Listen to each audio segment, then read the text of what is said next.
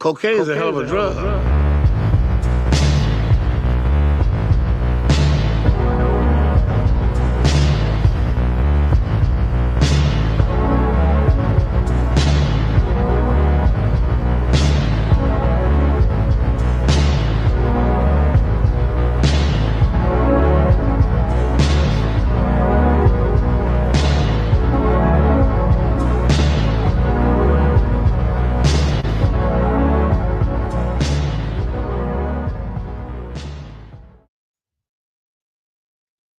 Welcome back to another Coquina Cowboys. I have Longo's clone with me today. Seth, what's up, dude? What's happening, dude? Oh, I gotta turn off the volume over there. Just hanging out, you know.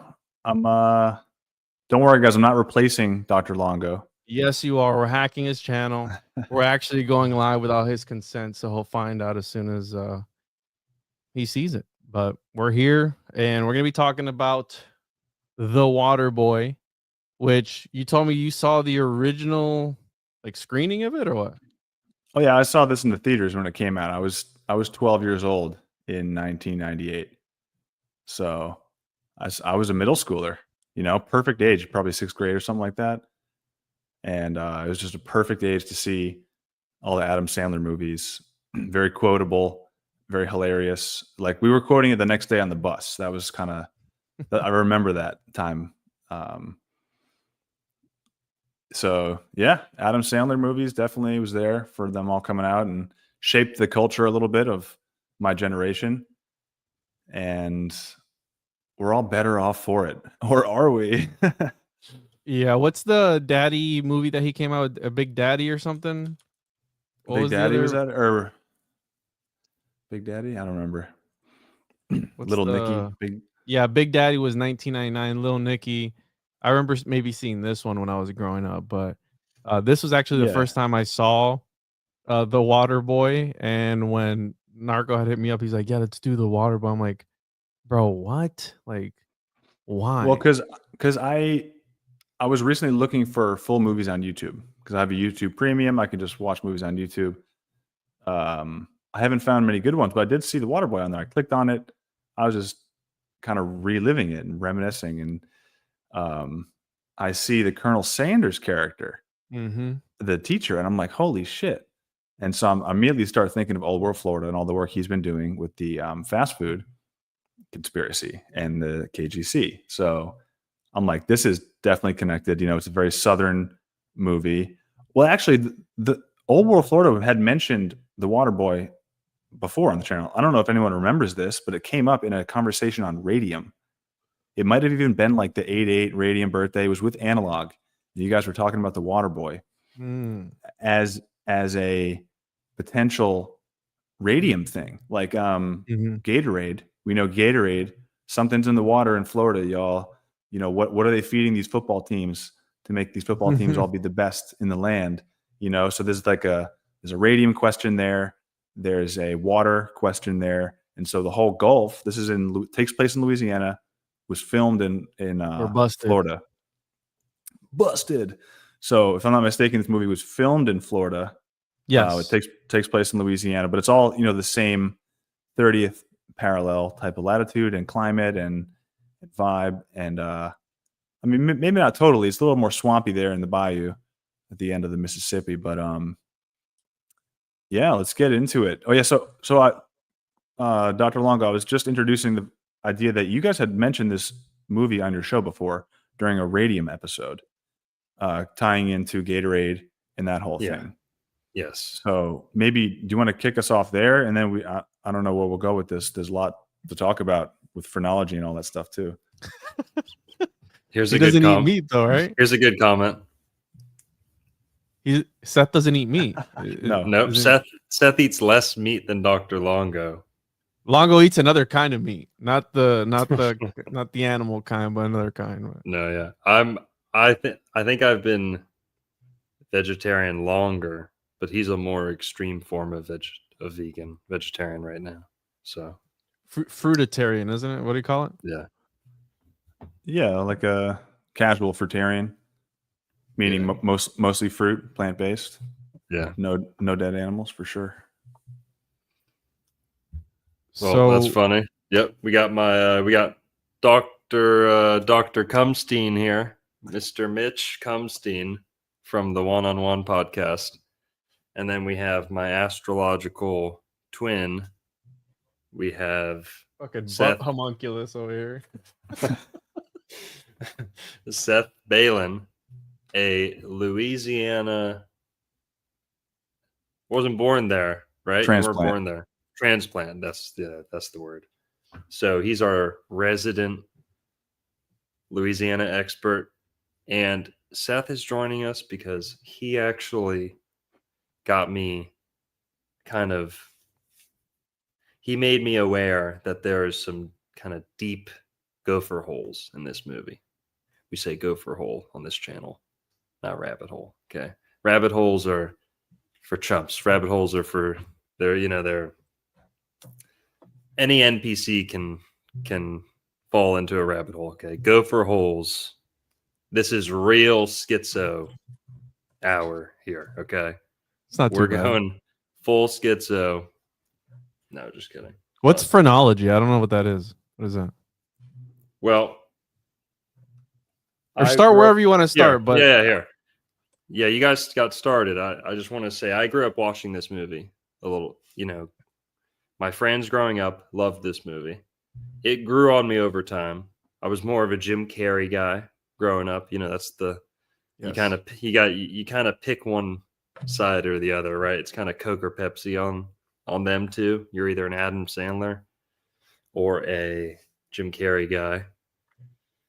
And Adam Sandler's a Florida local. I don't think he was born here, but he certainly spends a ton of his time in Palm Beach County. In Boca Raton, of course. I think his mom lives down here, and he's always with his mom and his family. He's very famous for that. Mama said. Yes. So that part of the movie's somewhat true. I know that. But yeah, we'll run through the movie. But to your question, Juan, what is phrenology? Phrenology is the study of skull shape. Oh wow. And as it relates, pseudoscience, bro. Yeah, as it relates to like racial differences, ... words like superiority might come You're up. either a nice guy or not. Right? And that's kind of it. Phrenology. Let's say this. Germany was a big fan of phrenology in the 1930s and 1940s. Let's just say that. And phrenology goes hand in hand with, I guess, what we could call physiognomy, or being, paying attention to physiognomy, face reading of the face. People read wrinkles on the face. People read freckles and birthmarks. People read all different types of things, your palm, all this. And this was more of a science than it was like a divinatory kind of thing, quote unquote science. But it would be looked at in terms of individuals, which wasn't that bad of a thing, right? That's kind of just more like your palm reading type of deal. What really got this kind of science in hot water was how it was used racially to like point out differences in the races. So that's why phrenology is kind of like a no-no today. Is number one, it points out differences in the races, so they kind of they like to tell us, oh, we're all the same. We're all 100% the same. And phrenology is kind of an affront to that kind of philosophy that we're all the same biologically. We're not all the same biologically, Some races have higher heel bones than others, much higher.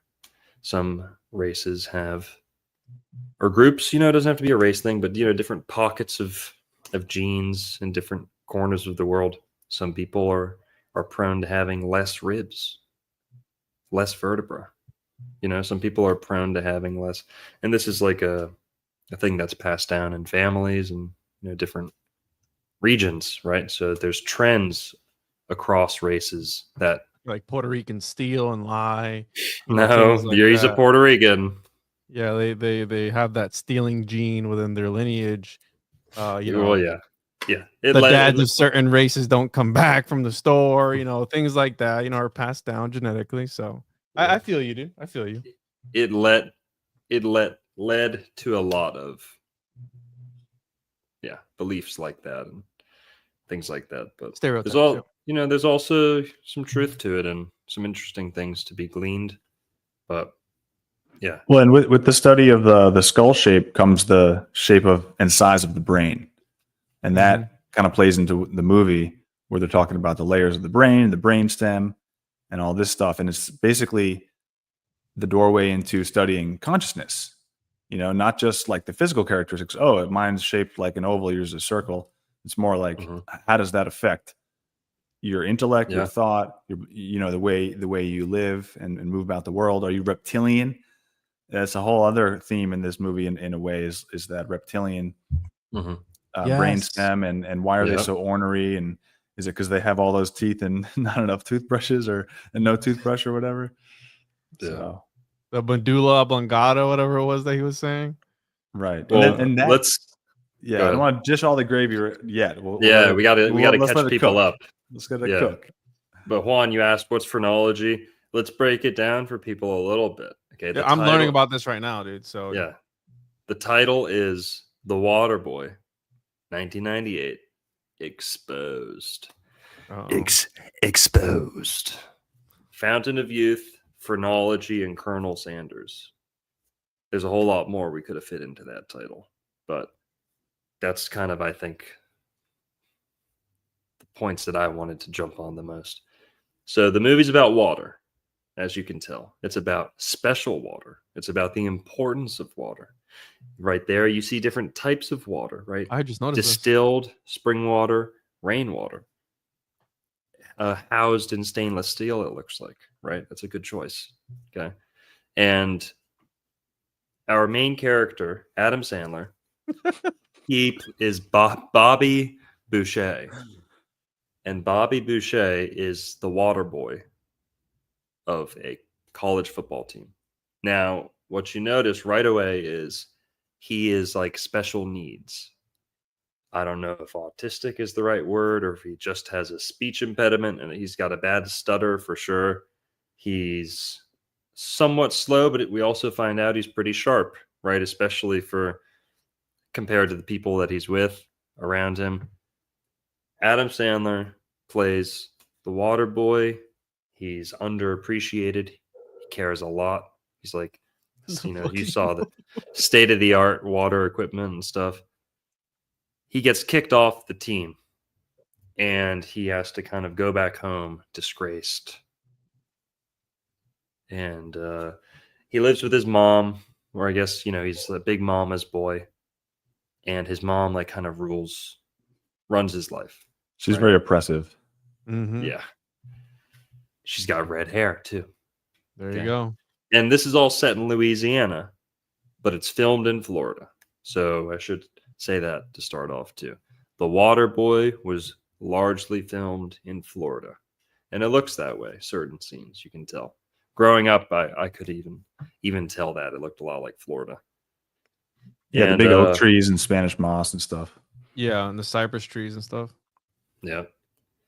Now, Adam Sandler, Bobby Boucher, the water boy, gets kicked off the team, goes back to his mom. We find out how oppressive she is. She's very religious and kind of superstitious in a way, and very, I don't know. She thinks everything's evil. She calls everything the devil. So anything she doesn't like, football, from the devil. Girls trying to date Adam Sandler, they're from the devil, and so on and so on. Later on, she says electricity is from the devil, things like that. Or Benjamin Franklin's invented the devil. it. Yeah. And so Bobby, he doesn't know what he's going to do, but eventually he gets signed, or he joins another football team, right? And right here, he calls into a WWE star, and the guy makes fun of him. Right, he wants to be his Waterboy. He doesn't need one, but whatever. Also, he gets around on a tractor, which is pretty funny. Well, can I jut in here about the him Yeah. being made fun of like on air when he calls in? Go for it. That's a big theme in this movie is being made fun of and shame and bullying, kind of, because like throughout the whole movie, he's always flashing back to as a kid, kind of being bullied by the coach or the team and the team, everybody, and his mom. You know what I mean? Everybody, and Right. and it's like you hear the line, "They're going to laugh at you. They're going to laugh at us." You hear that a lot. And I was telling Juan that before we were on that Adam Sandler had these CDs with skits on them, and one of them was even called "They're All Going to Laugh at You," and so that's just like a major theme of his comedy and dealing with shame and kind of how you overcome that. You know what I mean? So it also relates to young people when they see this movie. You can relate to that because people pick on them. It sucks, but yeah, I just want to interject that there. Totes. Yeah, he gets picked on a lot for sure. I also thought it was funny. He's dressed. There's multiple times where he dresses almost, I don't want to say Miami Vice, but kind of Miami Vice, like baby blue suit My suit, it was my daddy's. with the pointed out, collar. And later on, he wears an orange one, just like it. People compliment him. We don't really. Yeah, it was his dad's. Exactly. So he gets on to another football team, talks to the coach, right? And the coach is having problems. The coach is like also a little bit schizophrenic, or he's stuck in some type of psychosis because he was, he had his manhood taken from him. Yeah, he was like bullied, and decades earlier. and he's all covered in shame about that. So Yeah, and oh wait, and one more thing about the coach. Sorry, is Yeah. Coach Klein. Klein means small in German, so it's like this little inferiority complex. it's And a go ahead. Sorry. well, Coach Klein is kind of alliterative. Same with Bobby Boucher and Vicky Valancourt. So there's these rhythm and alliteration to the names, which I like. Right. Good point. And speaking of the names, this is a very Brazilian movie. Okay, Klein is a German name. It's also a pretty well-known Brazilian name. Okay. Adam Sandler's Brazilian. Many people in this seemingly southern movie are Brazilian. Okay. And that may have to do with like some Civil War history. Might not, pretty much every movie that's made is full of Brazilians. So it's not like that's anything crazy, but you do notice a bunch of Brazilians playing like Southern people. Or why are they in the South, And that opens up the conversation that is kind of corroborated or validated later on when we see people like Colonel Sanders coming in. But that might point to like, Jewish Confederates, things like that. But because there is a big underlying like race discussion going on, or there's sneaky little kind of, how would I say it? Racial commentary, right? Like whites act like this, blacks act like this. And maybe they're trying to address something about Brazilians and how the races and groups interact in America. There's a very, believe it or not, in this movie. We're gonna see. You'll see the evidence and the signs. But Winkler, I think that's his name, right? Henry Winkler, yeah. Well, the guy talks like, Yeah. like you don't understand. Henry Winkler, yeah. And he kind of represents, because he played the Fonz in Happy Days way back in the day. And it was like a high school show. So he played a high schooler, I think. And it kind of shows like the cool kid is going to become like the degenerate football coach at the end of the day if he doesn't get his life together. Right. Right. You can look at it like that too. Now, he joins this other football team, but he's only the water boy at first, just like he was at the last school. But something happens and he gets pissed off. Someone really ticks him off. And he goes ballistic and loses his cool and really hurts one of the players on the football team. And we see his childhood flashback, you know, kind of the inspiration or the basis, you know, for his anger.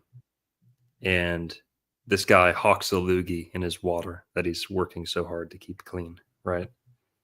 And that happened when he was younger too. So he takes The water out, that they were being given was filthy. He's like, don't ever Yeah. give them anything like that ever again. right? Yeah, he volunteers for the team because out of passion for clean water, because they were drinking such dirty water before. He says, "Screw it, I'll work for free. Let me do it." And you know But- what? Like why he got into it too is his dad. He thinks his dad died Yeah. from dehydration in an expedition. In the desert. Yeah, So this is him like right. feeling that karma or something. And it turns out that wasn't entirely true, Mm-mm. right? Yeah, it was a lie. His mom's gaslighting him his entire life. Yeah. Yeah. His redheaded mom, also redheaded women. Redheads, guys. How many times is that coming up? Is she Wendy? I don't know. I'm not saying it. drop a tip in the chat. 1,000 tokens if you think if you think she's actually Wendy. But okay, only real schizos tonight. We got 400 in the chat. Thanks to everyone for showing up. Happy Thursday. Happy May 1st. We're talking Waterboy tonight with the Juan on Juan and Seth Balin. And we see the meal that his mom made for the coach, and it's like a big swamp rattlesnake. It's like as big as a python. Doesn't look like a snake that's even like native to the southeast United States, maybe, but it's Looks humorously like an large. anaconda to me. Yeah. And the coach is there to persuade her to let him play football for the team.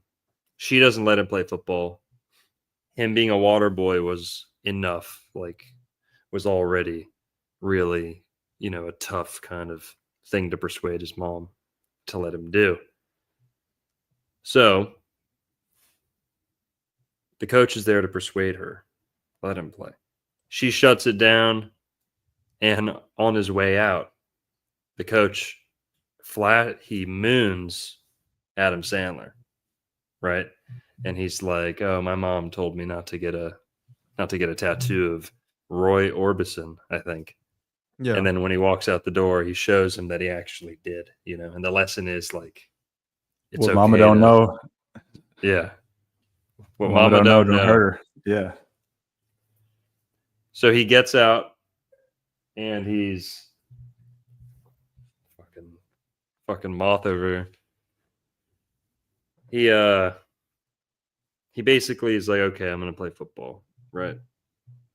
And keep it going, Juan. I gotta see where we're going. Thanks. Yeah, don't show his butt. Don't show his butt.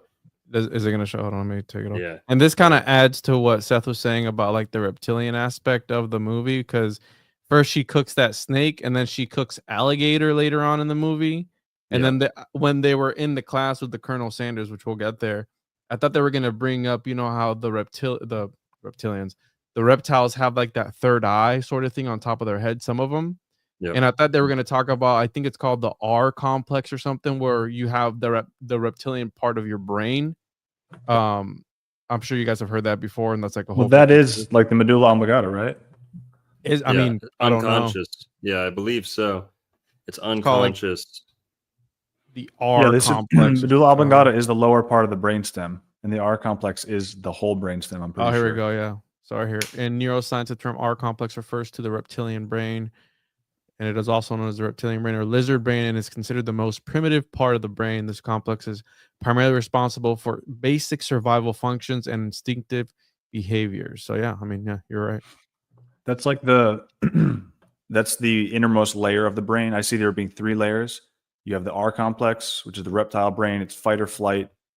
Then the second layer is sort of emotions, the limbic brain, and then there's an outer layer, the neocortex, and that's sort of what humans have. Excuse me, different than other mammals. Mm.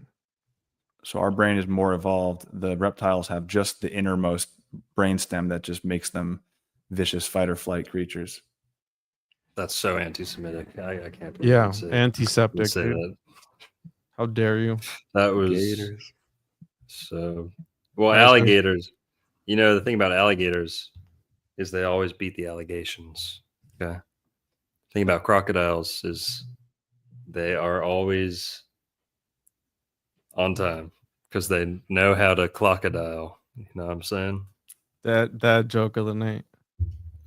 So, and I And wanted to add too, right? Because I kind of called it retard strength. You know, it's like, oh, he's the mayor of Retardville or whatever it was that they like. Right, they weren't afraid to say the R word in this movie. Definitely, it was different times, right? They said it a few times in this movie, and it kind of reminded me what we were talking about a little bit earlier, before we started recording, about like the superhero that unlocks his superpower through trauma. And obviously, these are very. This movie is very transcendental, like a lot of flashbacks and states of mind of being able to visualize, you know, your mom telling you the Gatorade part, right? Gatorade's better than water, right? And seeing that and then using that to kind of control your reality in a way. And this is how he kind of sees it at the beginning when they're bullying him and he's telling him, hey, stand up for yourself. He was told something different than he had been told all his life, where he's like, no, I can't do anything. They're athletes, right? Blah blah blah. I can't do anything to them. They're specimens, whatever it was. It's like, no, dude, stand up for yourself, or else they're gonna ride you this whole season. And that was the part where it clicked for him, and he unlocked essentially a superpower because he became their best player. So he went from zero to hero, like the typical underdog, you know, monomyth sort of thing, where it's the guy trying to go through the trauma or the gold at the end of the day or whatever it is. also the Fonz, the character that he plays in the show. What show is it? Happy Days? Happy Days, yeah. He also does that. He convinces people to stick up for themselves a couple times. I don't know much about the show, but I have seen that. And I do know that about his character. His character plays like a almost like a fake tough bully, kind of like tough guy, greaser, you know. But yeah, so also his new teammates don't like him. They're hazing the crap out of him. They don't respect him. And they still call him Waterboy and stuff. But man, he hasn't gotten to the classroom yet, has he? He's just no, that's okay. coming up. That's where it gets. That's where it gets. Well, so real good. he's got superhuman football abilities, which is what the coach discovered, because you know he tackled some dude for spitting in the water or offending him somehow, and so he showed that he had like super tackle, super speed, super jump abilities, and that kind of ties into the radium thing, Yeah. too. It was like what's in the water down there at Jackson Bayou or whatever it's called. Yeah. But then you're mentioning the retard strength. That's the other aspect of it too, is like the brain. And it's so everyone in this movie's got a mental case. The mom's got brain pain. Bobby's got a stutter. He's slow. The coach had a mental breakdown. The team's all dumb and cross-eyed. The fans are dumb. And there's 2 fans in particular who keep saying super dumb shit. And it's just interesting when we're talking about the brain. This scene right here is a good transition into that, because like it's all about phrenology and the brain and consciousness ultimately, I think. Yeah. I also noticed Adam Sandler's character, Bobby, he makes friends. Now, listen, don't grill me on any of this racist stuff, but I really do think there's like a racism component to this movie. And I don't want to pin it on you, Seth, but you kind of pointed it out to me to start. But I noticed that Adam's best friend, or like the only guy on the team who's like really willing to be his friend, is a black guy, right? And who knows? I don't know. I forget how many other black guys there are on the team, but it seems like most of the guys bullying him on the team are the whiter guys on the team, right? Who knows what they're trying to say? But he doesn't come across as the smartest character either. The guy that wants to be his best friend, and they have a lot in common. They talk about. But now we get to the best part of the movie, where it really heats up, where the gopher holes get really deep. This is where the good stuff is. Now we notice he's kind of wearing like a snake skin thing. We saw them eating a snake earlier. Who knows? That might mean something. But the teacher, can you go back to a shot of the professor, please? Yeah. So Seth called me or texted me a couple days ago and said, dude, Colonel Sanders is in The Waterboy. And I had seen The Waterboy when I was younger, but I didn't remember this much. I didn't remember this part. And yeah, he looks like Colonel Sanders. And then Adam Sandler even makes a joke and ends up calling him Colonel Sanders. Now it's kind of dumb to do that, right? Because they're kind of setting their own joke up like it's too easy. It's too lazy. It's like, if someone already looked like Adam Sandler's, that's another thing. Colonel Sanders, Adam Sandler, Colonel Sandler. What the hell? Okay. Illuminati confirmed. Bernie Sanders. Colonel Sanders. I can go all night, people. But he doesn't look that much like Colonel Sanders. They made him dress up like Colonel Sanders. Then we're like, oh, he looks like Colonel Sanders. Mm-hmm. You get what I mean? Like if it were just an extra in the movie and they're like improvising in the movie, that happens where an extra comes in and the main character just like riffs on the extra and is like, you look like Colonel Sanders, man. No, they made this guy dress up like Colonel Sanders. So this is in the script, is what I'm saying. They wanted Colonel Sanders to be in the movie. They wanted him to look like Colonel Sanders, and then they had to bring up him by name too. Multiple times. Deion Sanders, thank you. We're going to bring up Deion because Deion is a great kind of callback to Florida, like in a way. Radium, spring water, football, and radioactive excellence. Deion Sanders exhibits those. He's from Florida, grew up in the part of Florida that has the most radium in the groundwater, and he's the only NFL player, star football player in recent memory to play both directions, offense and defense.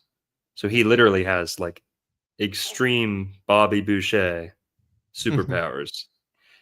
You got NFL players who are already tired and have to swap out, get substituted, playing one direction, playing just offense. They'll be dead as a dog, sick, tired, throwing up. I need some Gatorade, man. And someone will come substitute. Deion Sanders played both sides of the ball. That's extraordinary. And he was really good at both of them. I think he was better at defense, to my knowledge, but... Did you see this comment? It's true. Sandler films are often sponsored by food franchises. Subway paid for Happy Gilmore. I remember that. And they say, I'm sure KFC paid for this spot in Waterboy. Well, so Problem. KFC, right? This is playing more into the racial stereotype of, fried chicken enjoyers, watermelon enjoyers, that sort of thing, where again, it might be playing into that role because out of all the people you could have, he obviously looks like Sanders or Colonel Sanders. Like you said, they didn't have to point it out, but they did. It might have been a marketing thing, or it could be another one of these gopher holes that it's got a deeper meaning because it's tied to, Wendy's and everything else. aside from all the stuff they put in the water, which in Florida allegedly they took the, that stuff out of the water allegedly. All the stuff that they put into the food, especially, and then all the connections we've talked about Sanders and all these other guys. I mean, it plays right into the KGC and everything else. Yes.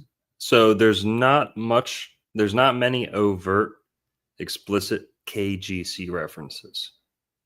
And hold up. Let's make sure everyone knows what the KGC is. This movie's filmed in the South. Set in Louisiana, filmed in Florida. The South, the Confederacy, right? The secret society that was behind the Confederacy was known as the Knights of the Golden Circle. They were like the South, the Confederacy's version of the Freemasons. And the Freemasons in the South became the Knights of the Golden Circle right before the Civil War and during the Civil War. Before that, they were known as the Order of the Lone Star. That's where we get Lone Star, like Texas, the Lone Star Republic. Well, Florida was the original Lone Star state. Not many people know that. It's the South's first flag. So all of the Confederacy, their first flag that all of the South went under was the Bonnie Blue. That's right, I said that. Bonnie Blue. Come on, guys. Oh, dude, when you look it up, look what comes up, man. Yep. They are. Damn, it's a psyop. It's a Disney Frozen all over again. I'm afraid to scroll down. They want you. I want you looking at this white star. They want you looking at her pink star. Okay. They want you the brown looking star. at brown star. They want you looking at Bonnie Blue. I'm trying to teach you about Bonnie Blue, and the Illuminati is doing everything they fucking can to Illuminati get you confirmed. gooning your brains out to this Bonnie Blue. This is what we're up against, people. We got censorship, and then we have Disney Frozen psyop porn stars running around, ruining all our hard work. Okay. That being said, no, just kidding. I'm not going to make that joke. That being said, Bonnie, hit me up. No, just kidding. Never. Disgusting. Soulless. Let's just rip on her for a sec. You know, she's like 23 years old. Dude, I thought she was 45. She looks so old.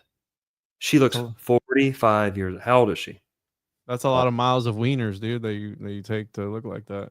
Here, I'll look up how old she is. Tell me the Illuminati didn't pump her out of a fucking Cabbage Patch test tube with Dr. Longo's YouTube channel programmed into her fucking... She was born in 99. She's 25. 25 years old. Chick looks like she's 45. That's being nice. She looks ugly and basic. Skinny. Yeah. No tits, no ass. Yikes. Get out of here. Okay. That's Bonnie Blue for you. Bonnie Blue is the name of a porn star who recently banged 1,057 dudes.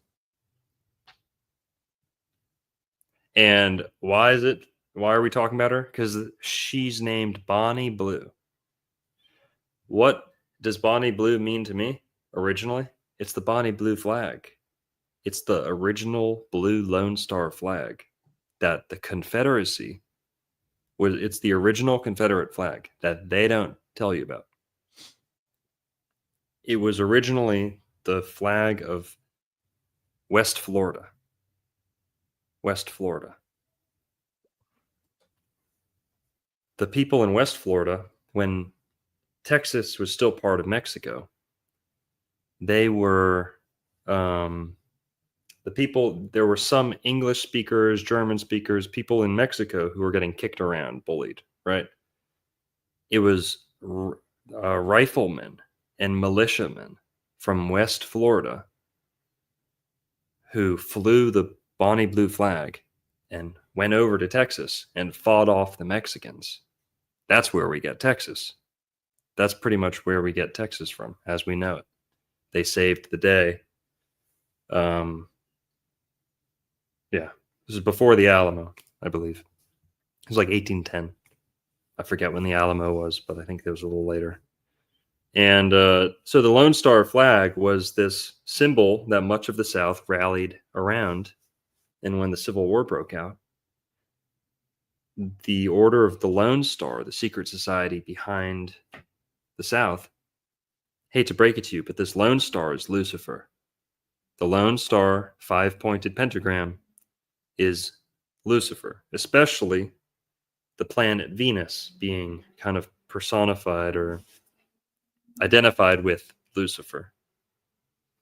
5-pointed star, that's the path that Venus makes in the sky through her cycles. Right? So the Lone Star in the South is Lucifer. Albert Pike talked a lot about this, talked about Lucifer, and talked about but yeah, so Albert Pike is believed to have been kind of a head honcho behind the scenes. We know he was a Freemason, but how much was he involved in the Order of the Lone Star and the Knights of the Golden Circle, the KGC? Well, when Lincoln was assassinated, all the members of the crew, right, the conspirators who helped or had a hand in his assassination, they were all of them, members of the KGC. So believe what you want, that he was assassinated and it was a conspiracy, or it was staged or faked or, orchestrated in some other way. Doesn't matter. Regardless, they were all members of the KGC. No matter no matter how it went down, we do know they were all members of the KGC. John Wilkes Booth definitely was a member. We know for sure. Well, the KGC, like I said, they were the Order of the Lone Star. Juan, can you go back to the movie? Can you go to the part where it's like at the beginning, I think when we see his house for the first time, there's a sign with a crawfish. A sign with a crawfish and a Lone Star on it. Yeah, it's like before we see his house. I think it's around here somewhere. Little. Oh, right there. Yeah, This thing right here. Yep. What do we see on Louisiana? Hold on. Because remember, West Florida, guys, the West Florida that they used to call West Florida, today that's East Louisiana. They call them the Florida parishes to this day. Right, Seth? Look at the license plate. You can definitely tell this is a Florida license plate with the orange in the center there. Good point. Yeah. Let me pull up the picture here real quick. Are you muted, Seth? Not anymore. What was your question? I was saying the Republic of West Florida. It was known as West Florida back then. Now it's Louisiana. That's the horizontal line in Louisiana, the 31st parallel. That used to be the Florida Panhandle, went all the way to the Mississippi River. Now we call the eastern portion of Louisiana the Florida parishes. The Florida counties. They have parishes instead of counties. But those eastern portion of Louisiana, southeastern, is called the Florida parishes. Now, what do we see on the sign right there on Louisiana, in southeast Louisiana? And yes, it could be the capital city, but there's usually a star on capital cities on maps a lot of the time. Well, it's also the Lone Star, right where the Florida parishes pretty much extend to. That's the Lone Star, because it was the Republic of West Florida, which is today Louisiana, parts of Alabama, and the Florida Panhandle, who went over and created this Lone Star movement. Esoterically speaking, behind the scenes, behind the curtain, that's Lucifer. Regardless, it was a symbol for Southern pride and American pride, right? Sticking up for America, sticking up for English speakers. And the Order of the Lone Star, that was their number one symbol.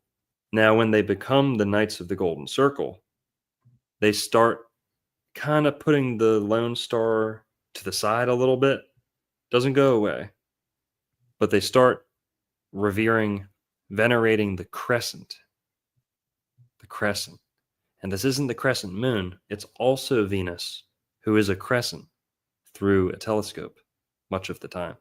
Venus has phases, just like the moon.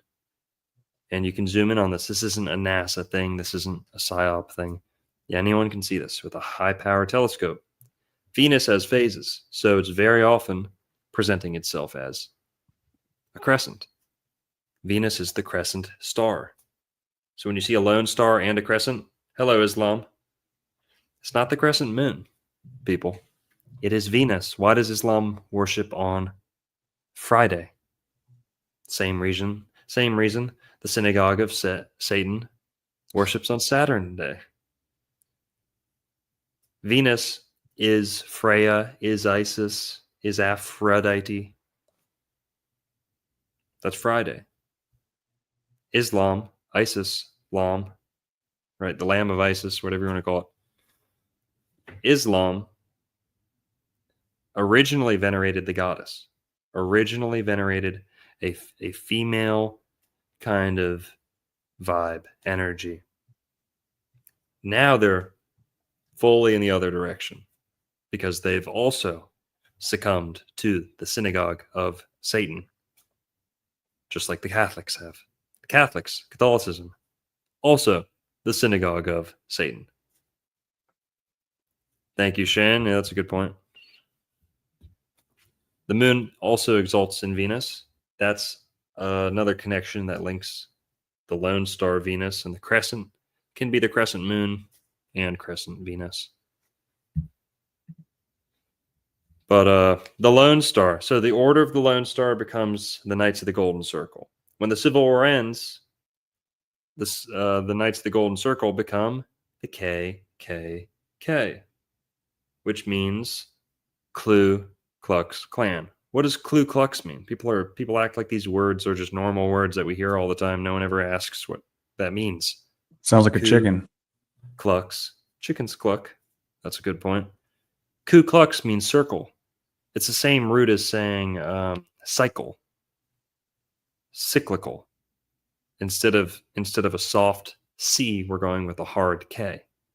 So kuklos is the same as saying cyclo. Cyclops, cyclical. It's the same root.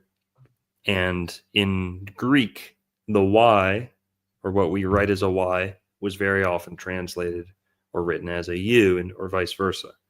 So the Y and the U swap between Greek and English very often. So kuklos is just saying cycle or circle. It's just a way of saying circle. So they became, the Knights of the Golden Circle became the Knights of the Circle, or the Knights of the Circle clan. That's what they became. How does one go about joining this organization? Do they have lodges or something, or is it like somebody who's in it and they invite you? You just asked how you joined the KKK. Yeah, I'm curious. Are people openly in that? I'm serious. Like, are people openly in it? Because if you're in it, you would be a racist, right? I mean, that's the whole. Well, there's asking this for a friend. City. Yeah, there's this city that I forget the name, where it's called, like, I forget the name. It's like a short little city name. Someone's gonna know in the chat. In it's Florida? No, it's not in Florida. It's like Arkansas or something.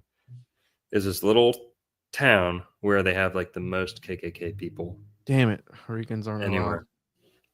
Allowed. And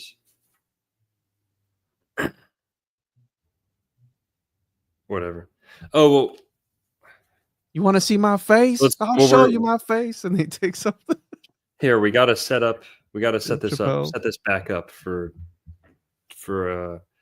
Colonel Sanders. So we're getting to Colonel Sanders here. We're explaining why Colonel Sanders is here in this movie and how we're going from the Lone Star to Colonel Sanders. Well, the Order of the Lone Star became the KGC.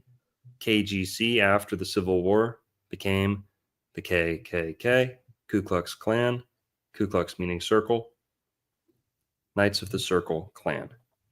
Why do they wear the hoods? Why are their hoods pointy? Because all they did was put white cloth over their helmets that they used to wear in the Knights of the Golden Circle, which had a pointy tip. So the sheets just kind of cloaked their previous attire of the last, the last society. This was a secret society too. You had to be initiated into, like the Freemasons. Like I said, they would venerate a crescent as like a item of almost worship, and that was part of their initiation and rituals. They had hidden handshakes, special grips, codes. They were very, very interested in code breaking, code working, and sending codes to each other. So the KKK came out of the KGC. Nobody talks about that. Nobody likes to talk about that. The KKK, of course, they were kind of respectable for a time, right? They were kind of, you could show your face and admit to being in the Klan for a time, and then that kind of went away too, right? They had to go underground again too. Well, in one of the biggest movies, one of the earliest movies ever, to my knowledge, that was like a big, big movie, was called Birth of a Nation. And it was a movie glorifying the KKK, which we don't condone any of this. We look down on all of this. This is pure comedy, education. Hate everyone equally. We love everyone. We love everything, no matter what. Everything, no matter what. And yeah, YouTube, we love you guys. So please be nice to us. But what was I talking about? That they went underground, and then is this The why movie. maybe they took out Abraham Lincoln because The he wanted movie? free- No, I meant you mentioned a movie about the KKK. The other one, Oh, not yeah. the Waterboy. That's like when you're like, hey, what do you want to eat? Food. thought you were saying like this movie. But yeah, the KKK movie was called Birth of a Nation. And in that movie, it's kind of what it birthed the fried chicken stereotype, or at least it solidified it in the minds of Americans. The fried chicken stereotype, right? In that movie, which, like I said, glorifies the KKK, when it came out, it had a very like positive reception. It made thousands of people literally go join the KKK overnight. And in that movie, there's a scene where there's like a whole auditorium or like cafeteria full of African Americans, Black Americans, and they are just macking on fried chicken. I mean, macking on fried chicken. And they're like, making all these funny faces and stuff. And that's kind of what did it. That from then on, it just became the most like stereotyped food there is for Black Americans. And if that movie hadn't come out, it would not be such a big thing. I mean, let's be real. Do they like fried chicken that much? I don't think so. Not that much. So that movie started the fried chicken thing. From then on, fried chicken, racism, fried chicken, KKK, right? Where am I going with this? Well, the KGC, remember they became the KKK to kind of escape scrutiny, escape accountability for what they were involved in with before. Well, the KKK has to go underground again too. Persona non grata, right? So what do? They rebrand again, but now they're not just, this is where we're kind of venturing off into conspiracy theory territory. Everything I said up until now is pretty much documented in the the mainstream history of the KGC. They were involved in Lincoln's assassination. They were involved in all these things. I should have said this too. Almost every flag in the Southeast and so many flags in the Caribbean and Mexico, South America, still pay homage to the KGC. The KGC, with their lone star and crescent, are represented in the flags of South Carolina, the flags of Cuba to this very day, Puerto Rico. Let's say that let's catch people up a little bit more. What was the KGC's big goal? The KGC, not only were they a especially Luciferian sect of Freemasonry, they were the Freemasons of the South, and their grand idea was not, they wanted to avoid a civil war with America, with the North, and they wanted to go south instead. So instead of warring with the North, they wanted the South to just move farther south, the Confederacy to move farther south, take over Mexico, take over Central America, take over the Caribbean, and as much as South America as they could too. Believe it or not, they were really successful with that. They were really successful with that up until the end of the Civil War. And the Civil War kind of made them stop their plans and focus on fighting the North. Because once the Civil War started, they kind of stopped becoming a expeditionary force, and they started being more of a like SS, Secret Service, Gestapo, Templars. They were almost like the Templars of the South too. Almost all of the higher up officers in the Confederacy had to be members of the KGC. So most of the Southern leadership, here's something that people really don't know about that knocked my socks off. Was it Buchanan? Who's the president before Lincoln? Yeah, I think we've asked this before. Can't remember. Buchanan, James Buchanan. Okay. All of the Buchanan, his cabinet, James Buchanan's cabinet, every single member except for James Buchanan was in the KGC. That's pretty crazy. The entire president's cabinet, right before Lincoln comes to power, you can kind of see why they wanted to take him out, right? So James Buchanan, then we get Lincoln. Lincoln gets assassinated. When that happened, they became disgraced, right? Even in the South, people didn't like that they resorted to assassination, regardless of, again, whether it was staged, whatever, psyop, who knows. I think Lincoln died. I think most of us agree on that. They still became disgraced, and even the South kind of rejected them a little bit, so they, like I said, rebranded. But their original goal was to take over South America, Central America, the Caribbean. They were successful. They did a thing called filibustering, where they would, we say filibuster today, like that guy with the chip in his brain who did all the guy from the Key and Peele skits who just did the 25-hour speech in Congress.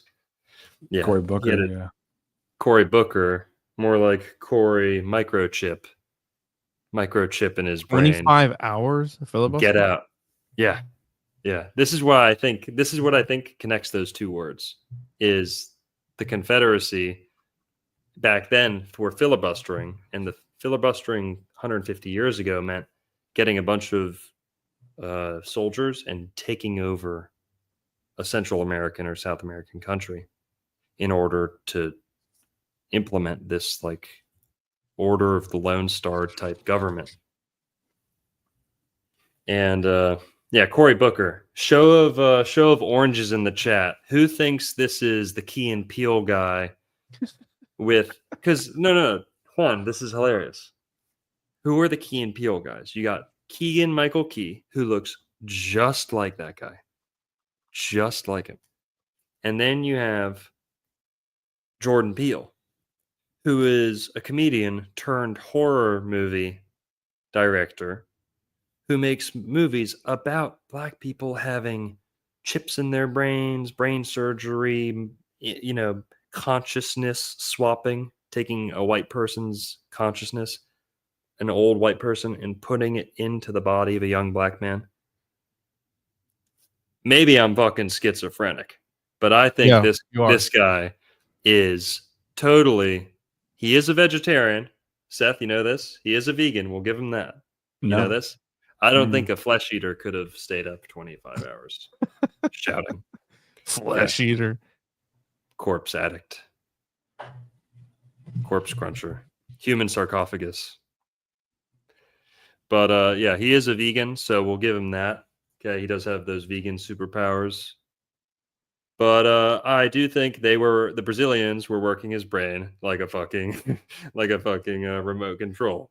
And maybe, who knows? He wasn't saying anything important, but he's a Taurus too. I just think it's really interesting. Hang on. No. What? Wait. What? Is that true? Is that true? What Can the we hell's look this RuPaul? up? Yeah, hold on. I think he's Brazilian too. He spoke Hebrew. Did you know that he spoke Hebrew during his 25-hour speech? You guys know this? He spoke Hebrew. So I confirmed with AI, and AI says that yes, drag icon RuPaul and politician Cory Booker are DNA cousins. In fact, discovered through their participation in a PBS show Finding Your Roots. This revelation was made on an episode of Finding Your Roots where RuPaul's DNA was compared to Booker's, revealing a familial connection. We're going to see a lot. We're going to see a lot more connections between politicians and transgenderism this year, and just we're already seeing it. You know, Jesus, help these people, please. Oh yeah, let's get one good look at them. Yeah, hey, Doc, I could have saved you some fucking time on that DNA test. I could. How do we know they're not the same person? How do we know Keegan Michael Key's not playing both of them? Yeah. Okay. Yikes. What do you think, Seth? Get Out? Did they get out his brain? Wait, so what's Booker? You said he had put something in his brain? They put Bernie Sanders' consciousness in his brain. You haven't heard about this? What are you talking about? They got the Negro Tech online. The Fenton reactors are active. Okay. All right, dude. No, lay off. If anybody lay off hasn't whatever seen, you're smoking before you jump on the stream, dude. there's another wild movie. Is the newer Manchurian Candidate is pretty wild. Yeah, same. And I think it's a combination. I think these modern politicians that we're seeing, it's a combination of being chemically, induced and also physically implanted and potentially transplanted as well. Yeah, somebody said, "What temp are you taking your dabs at?" 666. Oh man, smoking that magic. But no, come on. These are niche references. If you don't get them, you're probably faking gay. So, hey. But here, we'll get back to the movie in like a half hour or so. But no, we got to set this up. The people need to know why Colonel Sanders is such a big kind of topic in itself. Did you know that in the 1980s, Colonel Sanders was the second most recognizable person in the world behind Jesus? Second most recognizable person in the world.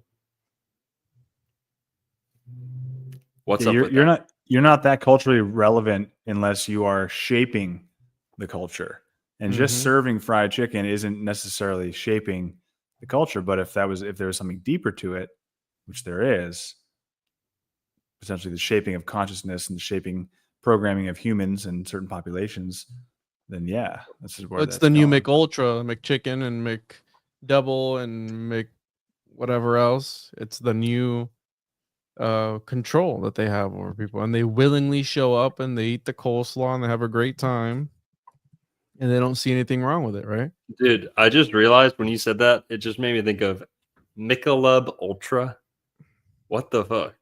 People are Yeah. literally sipping on MK Ultra, liquid MK Ultra. Coom juice, yeah, dude. That's the whole thing with beer, right? According to the box art. Well, yeah. Hey guys, for all our beer drinkers out there, according to the Bach Saga, an old Finnish Atlantean, origin story, beer, the original yeast bug used in beer is A coom shot. a cum shot from a dude. That was the secret again, and Colonel Sanders with a secret recipe. You wonder what it is, all these spices. Well, there's one in there you're not gonna get because it came directly from the man himself. The White Duke. Yeah, exactly. So, I'm sure, again, we talked about Edward Scissorhands last week and things that they do to food to have control over people. In this movie, also, the dad left the mom for what she called a witch, a voodoo priestess or something or other. So again, it's kind of connected there with the whole McUltra and the Manchurian Candidate and food and all these things. So, And it makes you wonder. Yeah, and it makes you wonder how his mom probably had control over him for so long, and she's making all this weird shit. Or like she's making snake. Who eats a snake for dinner or baby alligators for a barbecue? Who does that? Well, that's Right? the theory is that KFC was not created to serve good food. It's a bunch of ex-slave masters, slaveholders. This is the theory that KGC, the Knights of the Golden Circle, who were some of the most slave-owning people in the South, they became the KKK, and then the people who were once fans of the KKK and the KGC ended up creating the fast food industry. The chains of slavery became the fast food chains. Yikes.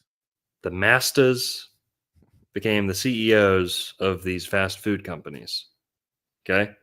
And this isn't just like a crazy reach just to focus on Colonel Sanders. Colonel Sanders, number one, the dude's born on 9/9/90. Flip that upside down. 666. Illuminati confirmed. Now that'll explain why he's number 2 behind Jesus. Yikes. Suck it, Satan. You're always going to be number 2. But Colonel Sanders thinks, I don't know what he is, if he thinks he's a holy figure or what. People have likened him to the devil, the White Duke. He's always in white. He only dressed in white in public for like the last 30 years of his life. Very witch doctory. Isn't that crazy? Or also, you're dropping bits of body parts in hot scalding oil too. That's kind of hellish. Flesh. You flesh enjoyers. Yeah. Well, the conspiracy is that it's not just chicken in there. That they discard leftover pieces. If it's fried up and battered, you're not going to know the fucking difference. If there's not a bone in there, you're not going to know what shape it was to start off with, Yeah. And people claim, we can look this up. We can spend as much time on this as we need to. You know how many people have claimed to have found non-chicken body parts in their food? Happens all the time, and it's frequently KFC. Okay? We all know about them finding horse meat and stuff like that in McDonald's here and there in the past. God knows they find human DNA in this stuff here and there it's too. An urban legend, bro. Come on, man. That's what Wikipedia says. Did I tell you what I think is in the McRib? I think No. I think the McRib contains I don't know how to exactly say this. Say it. Well, let's say there was a business to remove certain pieces of skin off certain body parts, and then they just needed something to do with that, and they fed it back into a system whereby people ingested those things, and you became a cannibal, basically, tacitly. And I think it's the McRib for two reasons. One is the rib of man, Yeah. Mhm. right? Like that's where woman comes from. Splits Yeah. like split off from the human to like create more. And the other reason is because I just heard from a friend, someone had told him who was high level up that that is the system that goes down. Now I can't verify any of that, but it as a gut feeling, it makes a lot of sense. Not to mention, what is it? Well, Saturn is the eater of his children, but doesn't Yeah. Mick means child of. So when you're eating McDonald's, especially if someone McDonald were to eat McDonald's, it'd be that person eating the child of. Wow. I'll tell you what, Good. McRibs are delicious. So keep feeding them to me because they're good, man.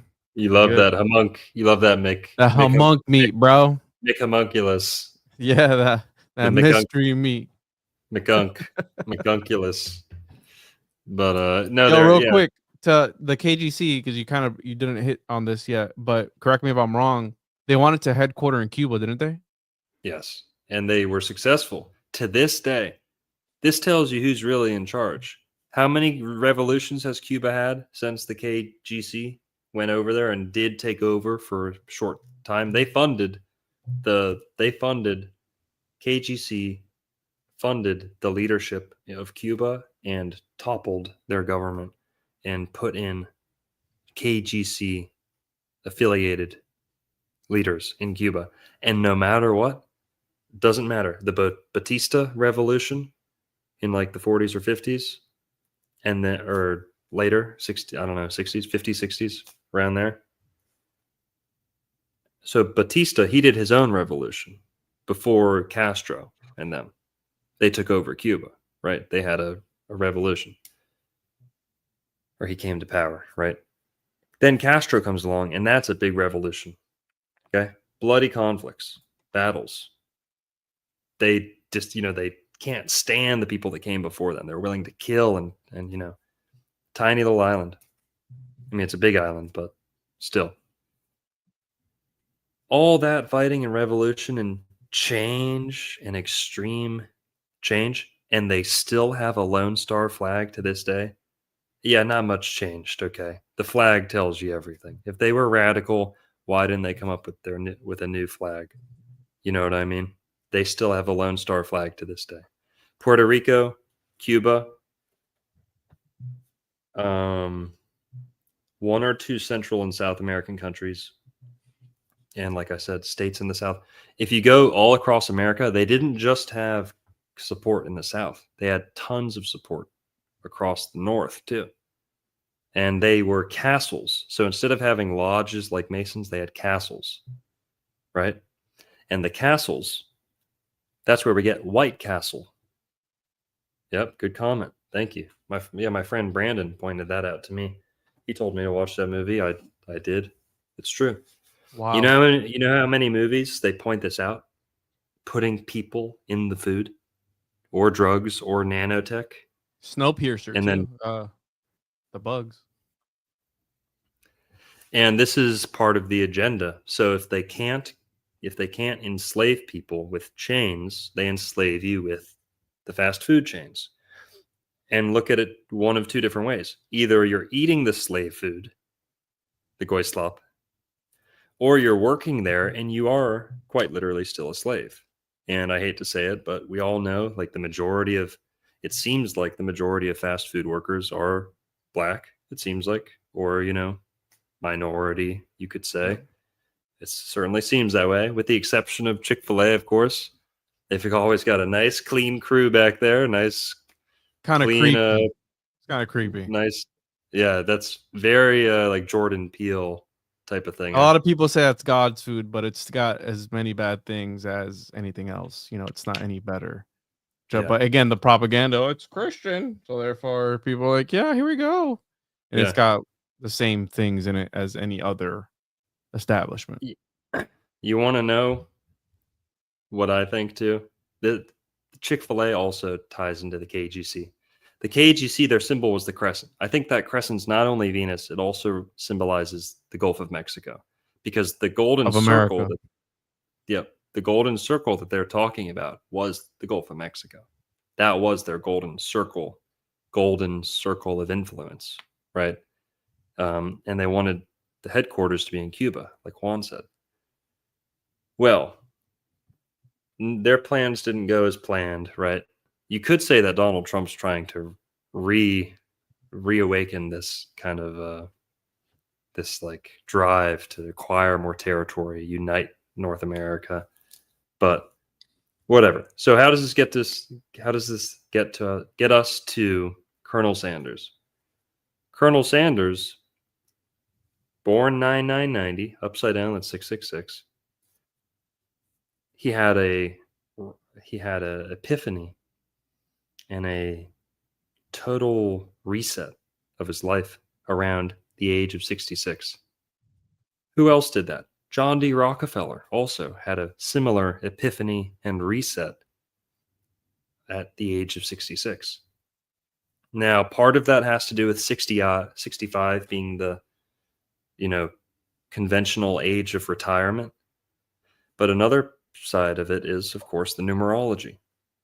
If you're into the occult, 33 and 66 certainly means something to you. We can't ignore that, right?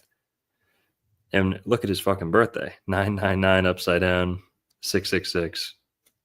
Colonel Sanders was not only a Freemason, he was a master Mason and a Shriner.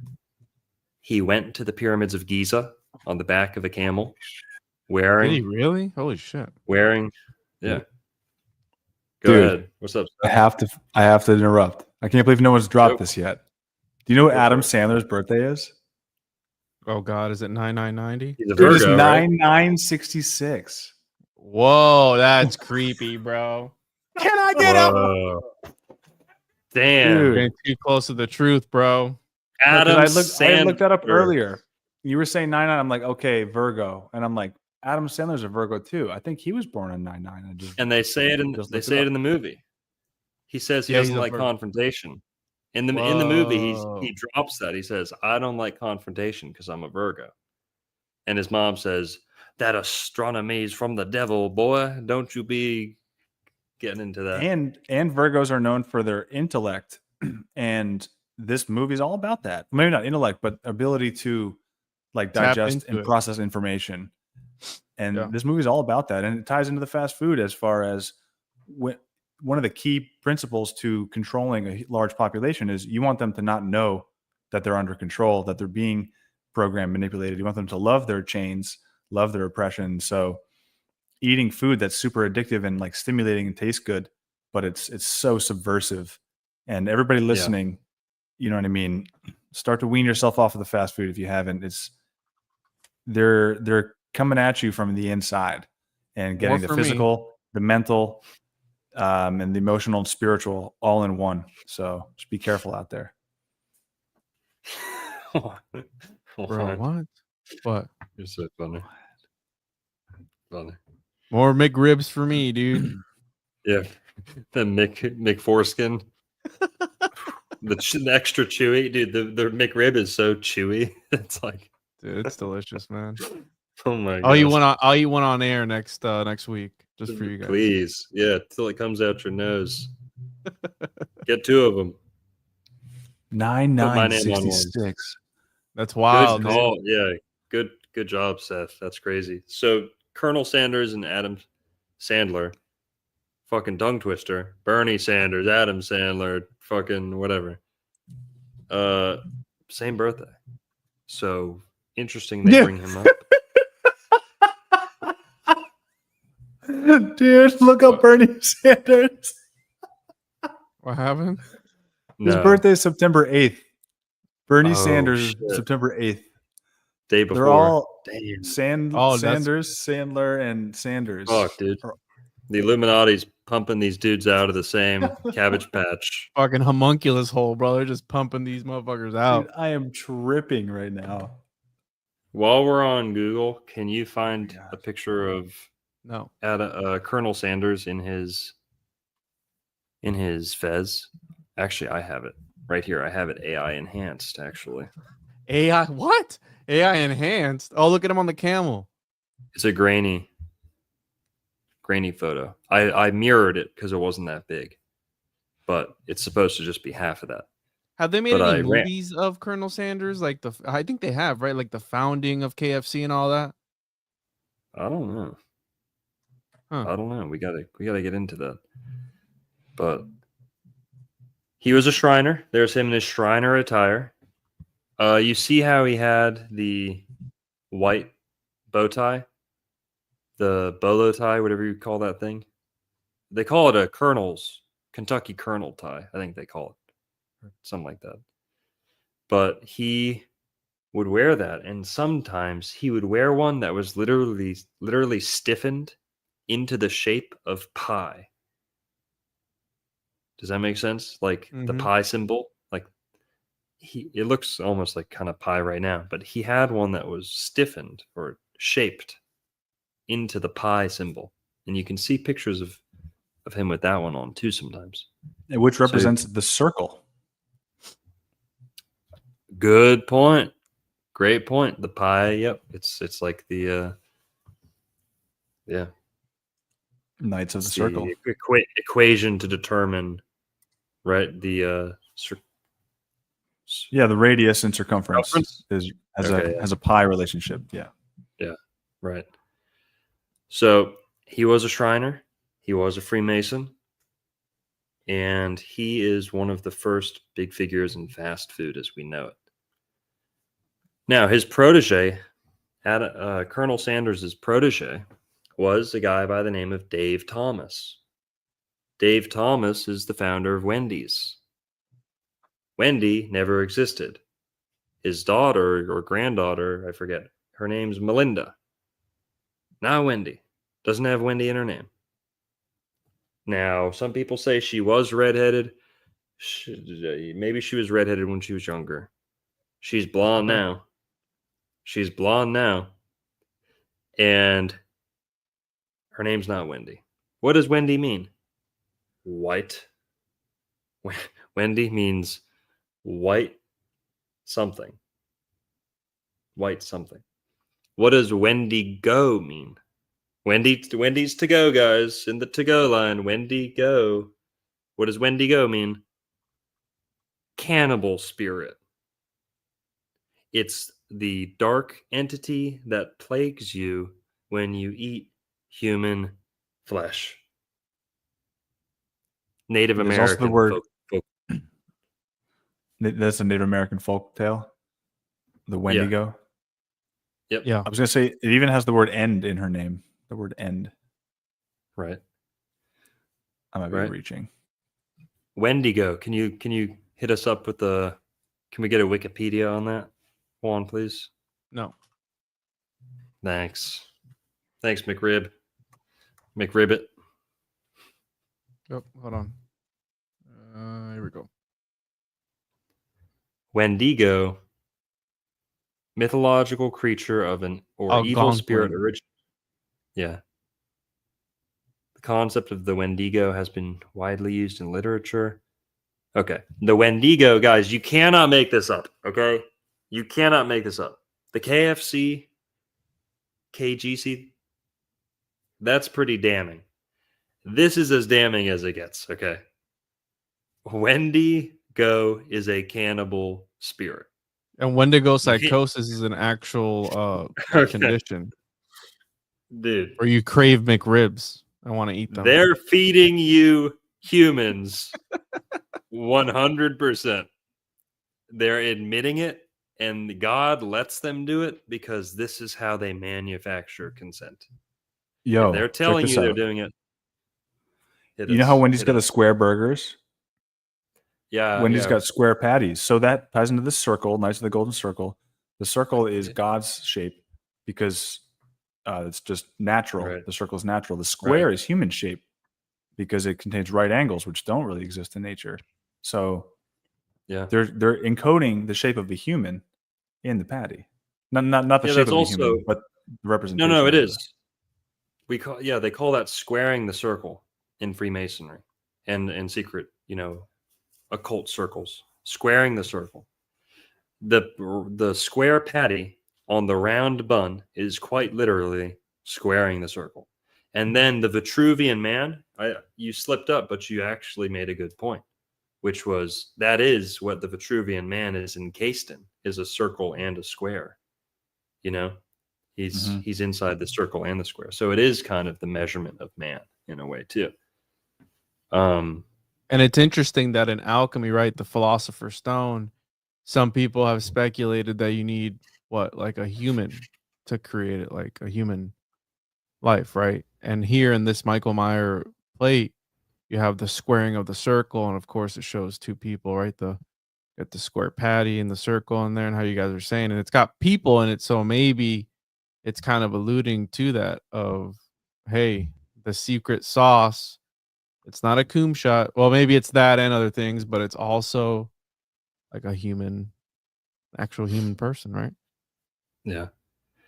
Man, guys, we don't have enough time to go as deep as I want on the whole fast food conspiracy, but we do have a red-headed antagonist, chubby, overweight, white-skinned, red-headed antagonist in the form of Bobby's mom, who might be a tip of the hat to Wendy's, maybe not, who knows. But the Colonel Sanders is definitely Colonel Sanders. I mean, that's Colonel Sanders, the professor in this movie. So Colonel Sanders, why did we give that whole backstory on Colonel Sanders and KGC, KFC? Also, the KGC was obsessed with K's, obsessed with the letter K. Why? Because it's the 11th letter. 3 times 11 is 33. That's where you get your K, K, K. 33, 11, 11, 11. It's also the 3 stars in the Tennessee flag, I believe. Same thing. Okay. Same thing. The 3 and you can go on and on. But the K's in all the fast food chains. Think about all the K's in the fast food. Drop a comment of all the K's that you can think of. Crystal, Krispy Kreme, Crystal, Krispy Kreme, Kmart, Circle K. Dr. Kellogg was his own thing, but Kellogg, Special K, it's big how about red K all over the place. 7-Eleven? 7-Eleven, exactly. G's the 7th letter. Sorry. Yeah, G is the 7th letter, which is the Masons' number 1 letter, right? G. And then 11 is the Knights of the Golden Circle's favorite number, the KKK. So 7-Eleven, exactly. That's another. The Quick Stop. Why is Quick Stop always with a K? Chick-fil-A. You've got, even though it's a K, Chick-fil-A. it's CHIK. Yeah. Krabby Patty. Thank you. Dude, I just drove a bunch of Florida this past week, and you pass the gas stations. What's the name of the pizza place that's in all the gas stations? You know the name of it off the top of your head? CC's? It's the Hunt Brothers. Well, what about CC's 33, C&C? It's 33 right there, but I'm talking. I was noticing all these Hunt Brothers. If you go to any gas station, that's the pizza that they sell there. And right. I mean, the word hunt, we're talking about eating humans. Come on. Yeah. What's Bussy's hiding, bro? We got 2 E's in there. Flip them. Yeah. It's 33. No, for real, yeah. The double E's and Bucky's, 100%. Bussy's, bro. Oh, they should have 2 C's in there too. Boosie's, yeah, that's super It's weird. Bussy's, dude. Say it right. Yeah. Oh, yes. And then Krusty the Clown, Killer Clown from Outer Space. They spell that with 2 K's too. So Which they're coming out with a new one, right? The new Killer Clown. You sent me a DM. Yeah. And there's a McDonald's is famous for their clown. And wait, one more thing about McDonald's. What else? The arches, right? if you just 33. spin that, it becomes a golden circle. Yeah. If you just spin the arches like this, it's like an ellipse, which is a circle viewed from the side. And it's Sound like a golden. fucking schizo, bro. Jesus. Yep. I'm just- No, it's true. It's a 3. It's a 33. It's also the arches of masonry, royal arches, but it's also you can lock it in and make a circle. That would turn it into what we call a golden corral, perhaps a golden circle. Knights of the Golden Circle. Come on, guys. Come on. It's too easy. And then we're just going off names with those too and letters. If you go off logos, they all have lone stars or golden circles in their logos. All of them. Popeyes, Lone Star. It's all of them. Okay, what's the other? Hardee's, Lone Star. Thank you very much. I've got a Hardee's whole- or hard? Thank you. Yep. Hardee's or hard R's, guys. And ease. There you go. Ease. Turn it around. 33. Oh. Illuminati confirmed. I've got a whole video on that. We could talk all night about the fast food stuff. It's impossible to fit it all in, but it's important because it sets up the Colonel Sanders conversation. Can you go to the scene where Colonel Sanders is in the classroom, please, Juan? So, And it also, it just ties into the whole thing about intellect and programming the masses to be dumb. yeah, Seth, you want to tell the people what you brought up to me about phrenology, and he's talking about the brain and kind of the racial undertone subtext going on here. Yeah, so I just noticed the Colonel Sanders character, and I was like, well, that's really interesting. All the symbolism packed in right off the bat. But then he's a phrenology teacher. He's teaching biology. He's teaching skull and brain anatomy and physiology. And Right. so that to me just rang insane bells. You got the Southern Colonel Sanders type, who we already know through your past work is so tied into not just programming the masses, but like controlling them and keeping them in servitude, I guess, in the chains. So when we're studying the brain science, the medulla oblongata, why are the alligators so ornery? Why are they so angry all the time? Why do they have a short temper? And those are questions that I think KGC people might be asking each other about, sub the word crocodile for some other race of people. What makes them so angry? How do we pacify them? How can we subdue them? What can we put in the water? What can we put in the food to make these people just chemically fall in line and not act out? Or conversely, you can sort of engineer the football team to be as aggressive and ornery as possible. So I think that's an element of that too, where they're studying how can we just breed these like super soldier, super quick, super violent, and aggressive linebackers and stuff so we can win. And dude, when I was watching this movie, it also reminded me of the episode of South Park where Cartman, he goes to get NFL or the football players with just like a total slave owner vibe. He's like, I see you have some young men over here for sale or whatever. Student athletes. Exactly. So the old white Southern people trying to like engineer the team in a way is one way to look at it. The other way is kind of how to engineer the masses to be sick, dumb, retarded. Like all the characters in this movie are just like dumb and have been programmed that way. Yeah. Here we've got the student athletes. I grew up on South Park. I know a lot of y'all did too. This episode, going off my memory, you thought the same thing too, and my brother, I think, thought the same thing. Comedy Central. So many of us confused this episode with the KFC episode where he becomes like a drug lord. The KFC episode is like drawing from Scarface, right? This one is it's the crack baby, which is also kind of a racial, conversation a little bit. Typical suspects. treating crack babies a certain way, but it's the Crack Baby Association, which maybe we can link deformities and birth defects to fast food and KFC, but KFC goes hand in hand with like the Scarface episode, and then this episode, it's very similar. He's almost acting like Colonel Sanders, and I could have sworn that he was like dressed up like Colonel Sanders in this one too, because he's doing the whole Southern thing. But who knows? He kind of is a little bit Colonel Sandersy with he's got the tie, the necktie, and the like white hat, but it's not very overt. He's just a Southern gentleman. Now, I should have said too, the KGC, Knights of the Golden Circle, they're founded in Kentucky. Started in Kentucky. So Kentucky Fried Chicken, they sell fried chicken. Not very healthy. They're a fast food place. But when they're invited to things like the Olympics, they rebrand themselves on the world stage as KGC. Who knew this? Did you guys know this?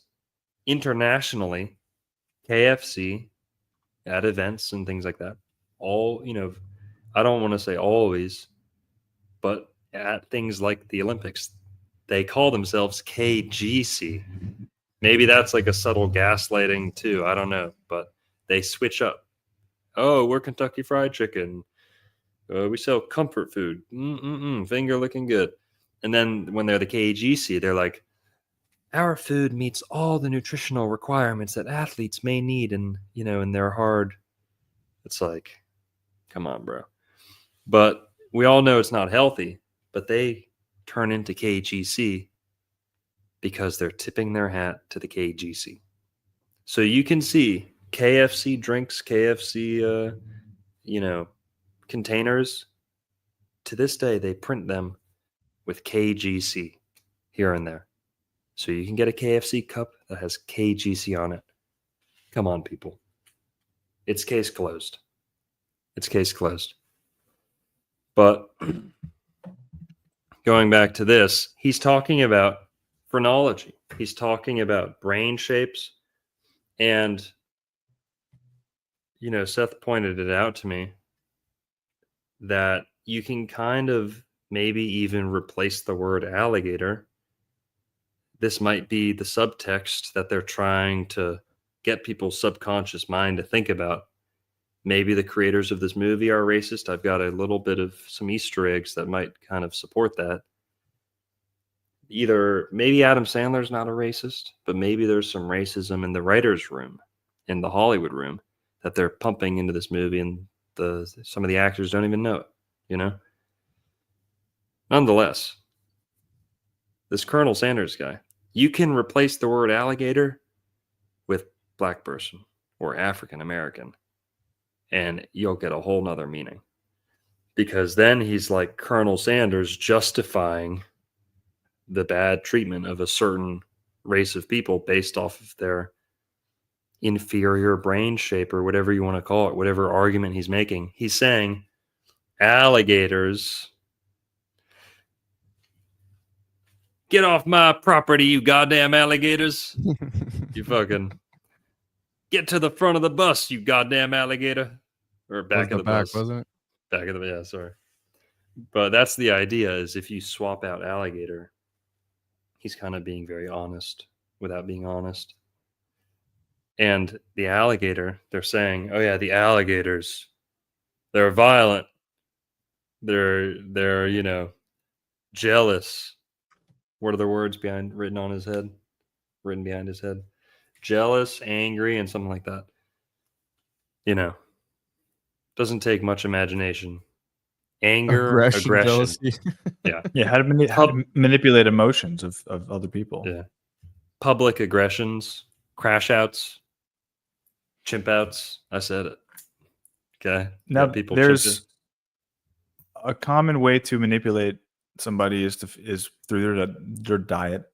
And we see a lot of examples of animal eating in the movie. So like the mom, obviously we talked about that. She's always grilling up snakes or squirrels or snakes, frogs, or whatever. the Rob Schneider character too. He's eating a rabbit at one point from like the belly, like the whole rabbit. Raw. And he's depicted in like this tiny shed. He's like depicted as kind of this dumb Southern hobo kind of guy Townie. living in the bio townie. Yeah. And the mom's very anti-intellectual. She forbids him to go to school to learn. And I just found it interesting that the very anti-intellectual kind of like people who represent not aspiring to higher knowledge, they're the ones that are serving up the animals. You know what else I just thought of? Oh fuck! I think I forgot about it. What was the last scene? Can you go back to the last scene, please? At the end. What was the last scene that? No, like the one that you were just previously showing.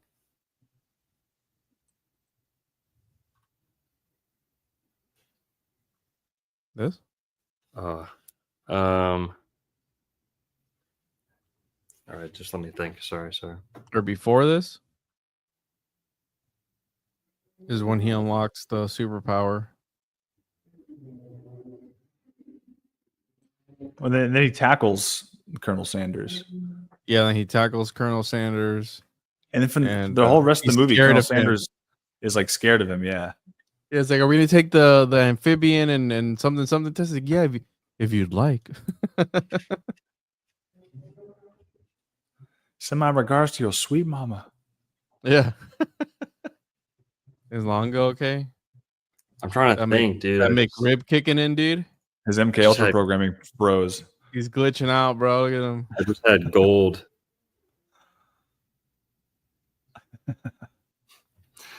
Make sure to here, put it back on me. Put it back on me. Make sure to leave room for the Holy Ghost. The fuck, dude? You never see that video? No. Al Roker go full Get Out, full No. full microchip meltdown. No. You've never seen that? Never seen that, dude. Damn. All right.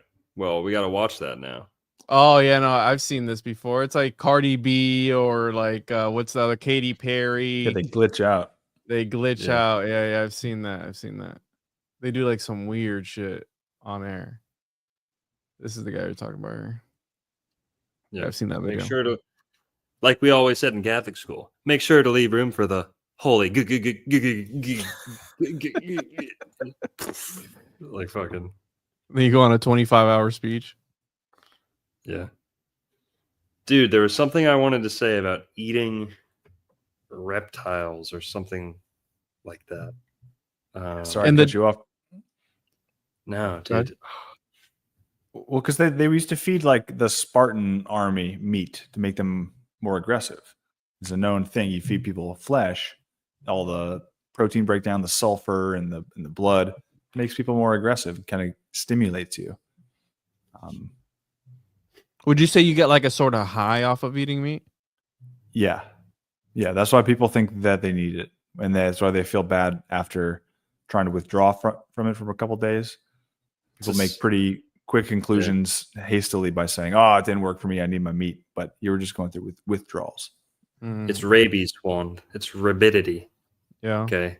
In ancient times, they said meat. The ancient philosophers said meat gave you I love a rabia. good burger, dude. Rabia made you vicious, and they feed the Marines a lot of pork. They feed cops a lot of pork. All the companies that give police officers big discounts and have contracts with police departments, sheriff's offices are pork heavy restaurants. They Mhm. want cops eating pork, and God knows what's in that cop water. The fucking police department water cooler. Well, they call Holy them shit. pigs too, right? Yeah. And where Yeah, did they- Jesus cast the demons to? Into the and swine. they're always, and what do cops always eat? Krispy Kreme. Yeah. Dunkin' with a K. Dunkin' spelt like fucking Adam Sandler wrote it. Dunkin'. What's up, girl? It's 11 o'clock. You trying to party? What's up, girl? Bro. All right, let's continue here. So, where we're gonna get to the end of this movie or not? He's talking to the ball, which, by the way, a football is pigskin, right? It's I've heard it called a yoni wrapped in pigskin, and they Yes, do that's true. again world rituals. This is one of the most popular sports in the world, and there's a scene where the coach is kind of sitting on it, talking to the ball, and Adam Sandler's character is like, "Bro, what's he doing?" He's like, "Oh yeah, he'll get over. He's going through a tough time." So these dudes are, how Seth had said, like mental cases. They're all traumatized out, right? And then we have the I compared this relationship to like the Forrest Gump relationship, where he is kind of, I don't want to be mean, but intellectually a little bit lower on the spectrum, and then he has like this, I wouldn't call her hot, but more attractive woman, right, for his Yeah. sort of league. And in this movie, they kind of leaned on that too, where she is decently looking, right, for this guy who is obviously, a 30-something-year-old virgin. He'd never seen boobies before, Yeah. right? It's okay. Never had a first kiss. It's okay, Juan. We know you're married. I'll say what you can't. She's smoking hot. Okay. Early okay. adolescent. She's actually disgusting now if you look at her. Look at her. Really? Don't even look. No, don't even look. I'm It'll gonna ruin it look. for you. I'm But when gonna I look. was younger, dude, and in the movie, Oh Jesus. the mom calls her Jezebel, which Yeah. I thought was funny because Christians like to call like seductive, problematic women Jezebel spirits, like they're Looking a little infected rough. infected with the Jezebel energy. But yeah, she's kind of gothic in real life and in the movie. She has this dark vibe about her. She has She's the been in tattoo. other movies too, right? What other movies has she been in? Yeah. The tattoo, though, it's very symbolic, especially for this movie. It's the chalice. It's the alchemical symbol for water. Dude, I just remembered what I forgot about. Juan, can you search gator bait into Google, please? And Gator bait? gator bait. Yeah, just search gator bait. Mm-hmm.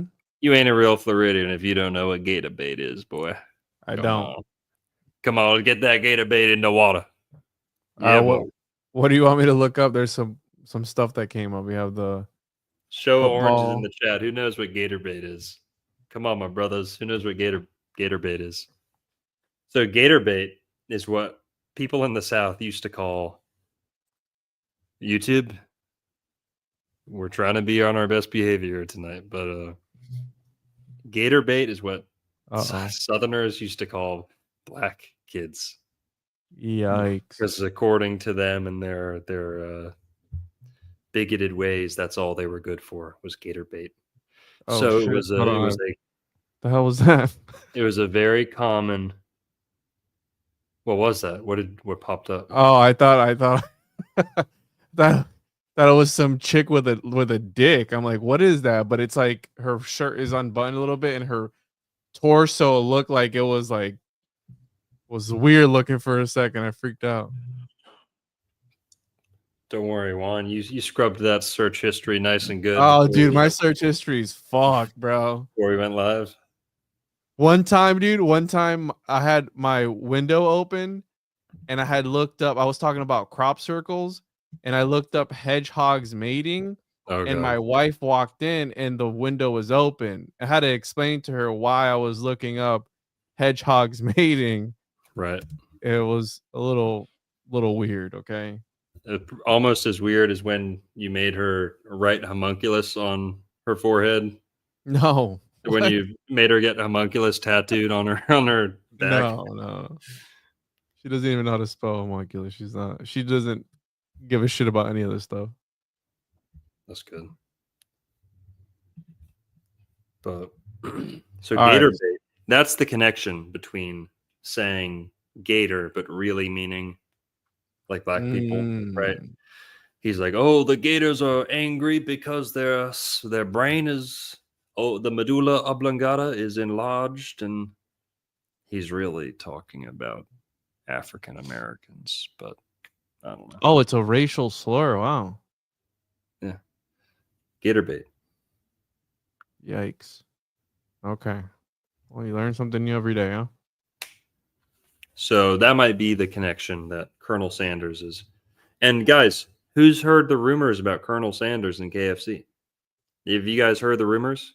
Can you just search Juan? If What? you just search Colonel Sanders KKK, you'll get a ton of results. There's a popular rumor. They even call it popular legend. you Papa know? John's. Yeah. Well, yeah. Papa John, who has my birthday, talk about birthday sync-ups. Papa John has my birthday right before or the day after Seth's birthday, too. Papa John called out Colonel Sanders, said he was a racist. And that was, due to long-time rumors that Colonel Sanders took money from the KKK, that he donated to the KKK. Different versions of the story. But he was in the Freemasons, he was a Master Mason, and he was in the Shriners. So, yeah, Papa Longo. They call me Papa Longo. And he was just projecting because then remember he got like canceled for. No, that was the same call. He got framed. He got set up. Oh, he got framed. Yeah, he got framed. Defending Papa John's founder, dude.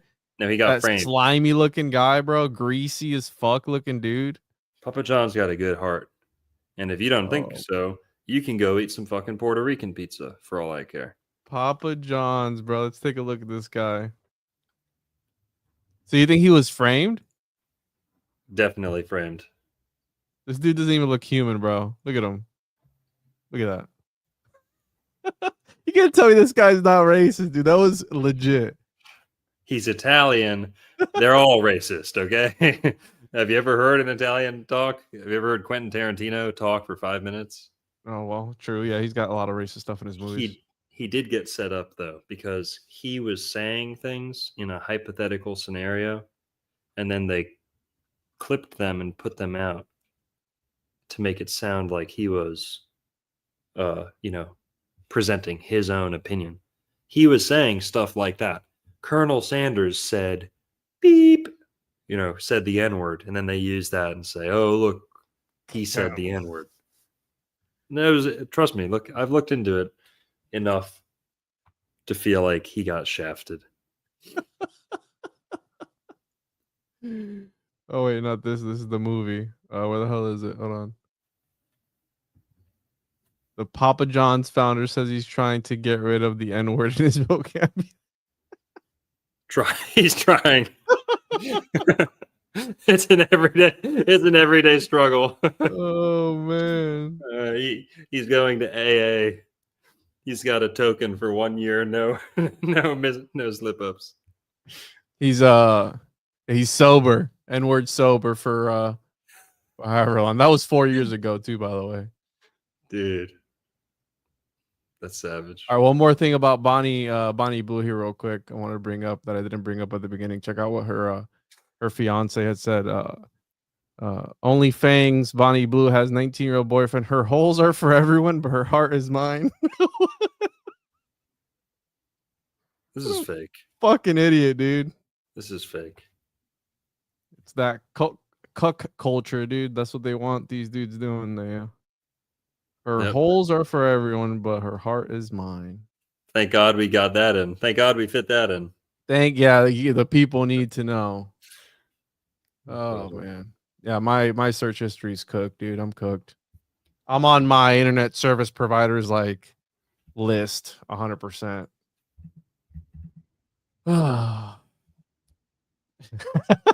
We're not saying racist things. Juan's Puerto Rican. Juan's Puerto Rican. Listen, I never sent in my DNA to 23andMe so they wouldn't make a homunculus out of me. And I wanted to find out where I'm from, but I never sent it in. But I'm sure there's some black in there, African American in there, somewhere along my tainted bloodline. Again, I'm Puerto Rican. I got indigenous and Spaniard, and so I'm sure there's some stuff in there, so it's okay. Yeah. But yeah, Seth is awfully quiet. Doesn't want to be associated with this. That's okay. All right, so Well- here we are again. The hot chick, dumb kind of guy. It reminded me of Forrest Gump, Yeah. which is kind of like this. Not, Yep. I wouldn't call it the same, but Skanks love using retards. Let's call it what it is. Skanks are attracted to the helpless. yeah. So here they are eating. So she's got a tattoo there. What is that? A triangle. They're talking about astrology. She's talking, I think, about palm reading. And in the movie, he said that he was a Virgo. But what was interesting was that the cupbearer is help me out, Longo. The cupbearer Aquarius. is Aquarius. Yeah. And again, the water boy is kind of sort of like a cupbearer. He's Well, very yeah, and the inverted triangle means water, so like that refers Oh. to a few different of the signs. I guess the water signs. But it's the element of water right there. And it's blue too. And that's the actress has that tattoo. It's not even the character's tattoo. That's the Right. actress actually has that. Good point. Again, she's kind of witchy, right? I mean, she's goth, right? They're into that sort of stuff. She's an astrologer. How Adam Sandler's character says. There she is. And they're eating baby alligators. So kind of how you were saying, this alligator bait, maybe. They cloned Tyrone. They cloned these little mini mutant alligator babies for dinner. Barbecue. She- Also, barbecuing. Oh, barbecue. Yes, barbecue is. An ancient Floridian ceremony. Not only done to animals. Guess what, guys? Pocahontas saved John Smith in Virginia. Nope. That story was hijacked, plagiarized from Florida. It actually happened to a gentleman by the name of Juan Ortiz, Uh-oh. and he didn't just get rescued from getting beat up. That dude was getting barbecued alive. Barbecued alive. You're And barbecued right now. the Florida version of Pocahontas, she saved him from getting barbecues. She saved him 3 times. Once from getting apocalyptoed, where they, run from the arrows. Second time from getting barbecued in a human sacrifice ritual. That's right. The word barbecue is a native Floridian word. And it originally referred to the wooden scaffolding that they would cook meat on. But it wasn't just the scaffolding they cooked meat on, it was the scaffolding they would commit, burnt offerings, human sacrifices on too. It was also the name of the scaffolding that they put their dead on. Barbecue. So they're barbecuing, and they say the word barbecue. Also, this is a reach, but she's got a donkey that sleeps in the house. I was gonna say the weird assortment of animals that they have, right? So they have the donkey. Yeah. They have, what else did they have? Well, they have animals up on the walls, but yeah, it was really weird. Here she takes a bite of the head of the alligator. We got the barbecue sauce and everything there. So Well, so social engineers see humans as animals. And when they're thinking about how to program masses of humans, they call them dogs, they call them cattle, and it just goes right into this whole like engineering. here's another one, the frog muffins or whatever they are. He gives it to this guy. It was like Frog muffins. Yeah, it was like frog muffins or cupcakes or something. Yeah. And then here he runs into Colonel Sanders again, which is he fucked him up and he's terrified of him. And he's like, yeah, send, regards to your mom. You know what's kind of messed up though? Okay. Maybe I'm reaching here. Maybe I'm a sick puppy. Okay. The dude's got panda eyes. Adam Sandler didn't hit him in the face. He gave him a chest shot. He like speared him right in the chest, knocked him down. He's also coming down from the upstairs of a frat party. Yep. What Weird. the hell? Colonel Sanders is upstairs at a frat party, and he's coming down, and then Adam Sandler scares him, and he goes back upstairs. What's Colonel Sanders doing upstairs at the frat party, guys? Isn't that weird? Isn't that weird? Yeah. It's like when Stanley Kubrick puts a guy in a road, and like the car is about to hit him, but then the scene changes and there's nothing that indicates an accident happened. Your mind puts two and two together. You know what I mean? Your subconscious mind puts two and two together. You might not be thinking about where he is, but your subconscious mind is thinking, why is Colonel Sanders upstairs at the frat party with all the kids? Okay, who knows? Whatever. But Colonel Sanders, we spent a lot of time talking about.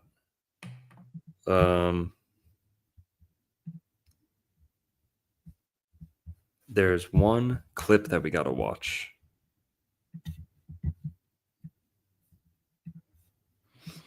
Just to the point. Go ahead. Go ahead. I was gonna say there's a lot of numerology, and even the color, the way they program color in this movie is really interesting. Who was Adrena? Was there actually a person named Adrena in this movie, or is that a joke? I wouldn't put it past them. I've got a friend with the last name Kroom, and I always joke that he should name his daughter Adriana or Adrena, like whatever. But yeah, he's got the panda eyes. Panda Express, they're not safe, people. Just because you think they're, I don't know. Just teasing. But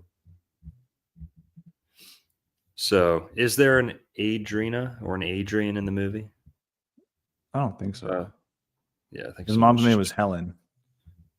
Good point. Someone's just joking, but his mom does have red hair. And so the colors, like the other thing that's red is Vicky's lips. She wears bright red lipstick, and I saw that kind of stick out because she's the seductress, she's the muse, she's the divine feminine, even with the tattoo of the sacred feminine chalice. And so, but the red hair is also another interesting one, as it alludes to the whole fast food Wendy's thing. Also, the whole movie is about the stolen playbook, and that's green. And there's this cool shot where it's black and white, it's a flashback, but the book is like glowing green. And you'll see the other coach kind of hugging it because that's the playbook that he stole from the Henry Winkler character back in the day, and that's where his trauma comes from.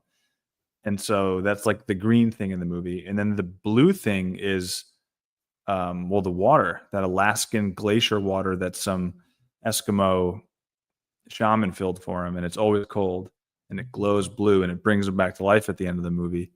I thought that was symbolic as being just like the blue thing. And then the orange is their team jerseys. This is like very orange. And so I kind of like how each color had its own little pocket carved out for it. Yeah. Yeah. And that, I guess we got to talk about the end of the movie here. We're going to be finishing up soon. Juan's away, but so what happens in the movie is Adam Sandler's character, he's really good at football. They find out. He ends up turning the team around. They get a winning record and they go to a bowl game. The Bourbon Bowl, I think, right? What they call it. Yeah. And that's, a big achievement, but he gets exposed as being homeschooled. He lied about going to high school, so he's not eligible to play. He gets exposed, then they decide, the NCAA says, if you pass the GED test, you can play. You'll be eligible. So he has to pass the test. He ends up standing up to his mom. Oh, also that scene's really weird, where the skanks at the frat house. Oh yeah. He's talking about like banging his mom and his dad at like his mom and coach at the same time, And she's like, tell me more and shit like that. Super creepy. Yeah. A lot of racism coding, a lot of incest coding going on, and things like that. But she steals a car. She shows him her tits. All this stuff. Oh, the glacier water. Yeah. But yeah, Seth pointed out that on the scoreboard at one point it's 3 versus 3, right? Yeah, it was. They were gridlocked at 3. It was There's a 3-3. couple of those. Yeah, there was one that was 3-3. There's one that was 7-7, and or no, it was 3-3, fourth down, fourth quarter, and it basically said 7-7-7 across the. If you did the reductions, the numerical reductions, it was 7-7-7 right there. And then there was another scoreboard that showed 7-7, and so that's the 77, and which is 11 times 7. 11 is the godly number because it multiplies. It kind of has a doubling power. 11 times any number is that number twice, and L means God. Right. Yeah. And the jerseys, Elvin. The jerseys had a lot of numerology. His number's 9, which 9 can be seen as a number of things, but It's also 3-3-3, which, mm-hmm. 6. And then there's a scene where dude is he takes out his cup and gives it to another player, and he puts the cup in. Oh, that was at the beginning. And one of his numbers is 9. The other number is it either made 93. It made some significant number. It either made 911 or 93. Yeah, that was at the very beginning, like showing how, I guess, poor their university is or college or whatever, where they can't even afford to. They have no helmets, right? I mean, the other guy has to share his helmet with him. Can we? Okay, so he passes the exam. His mom doesn't want to let him play, but he finally stands up to his mom. And right after he stands up to his mom kind of fakes a, like, not an illness, like an injury, like a medical emergency. And we get kind of indicators that she's been faking medical emergencies for sympathy, Yep.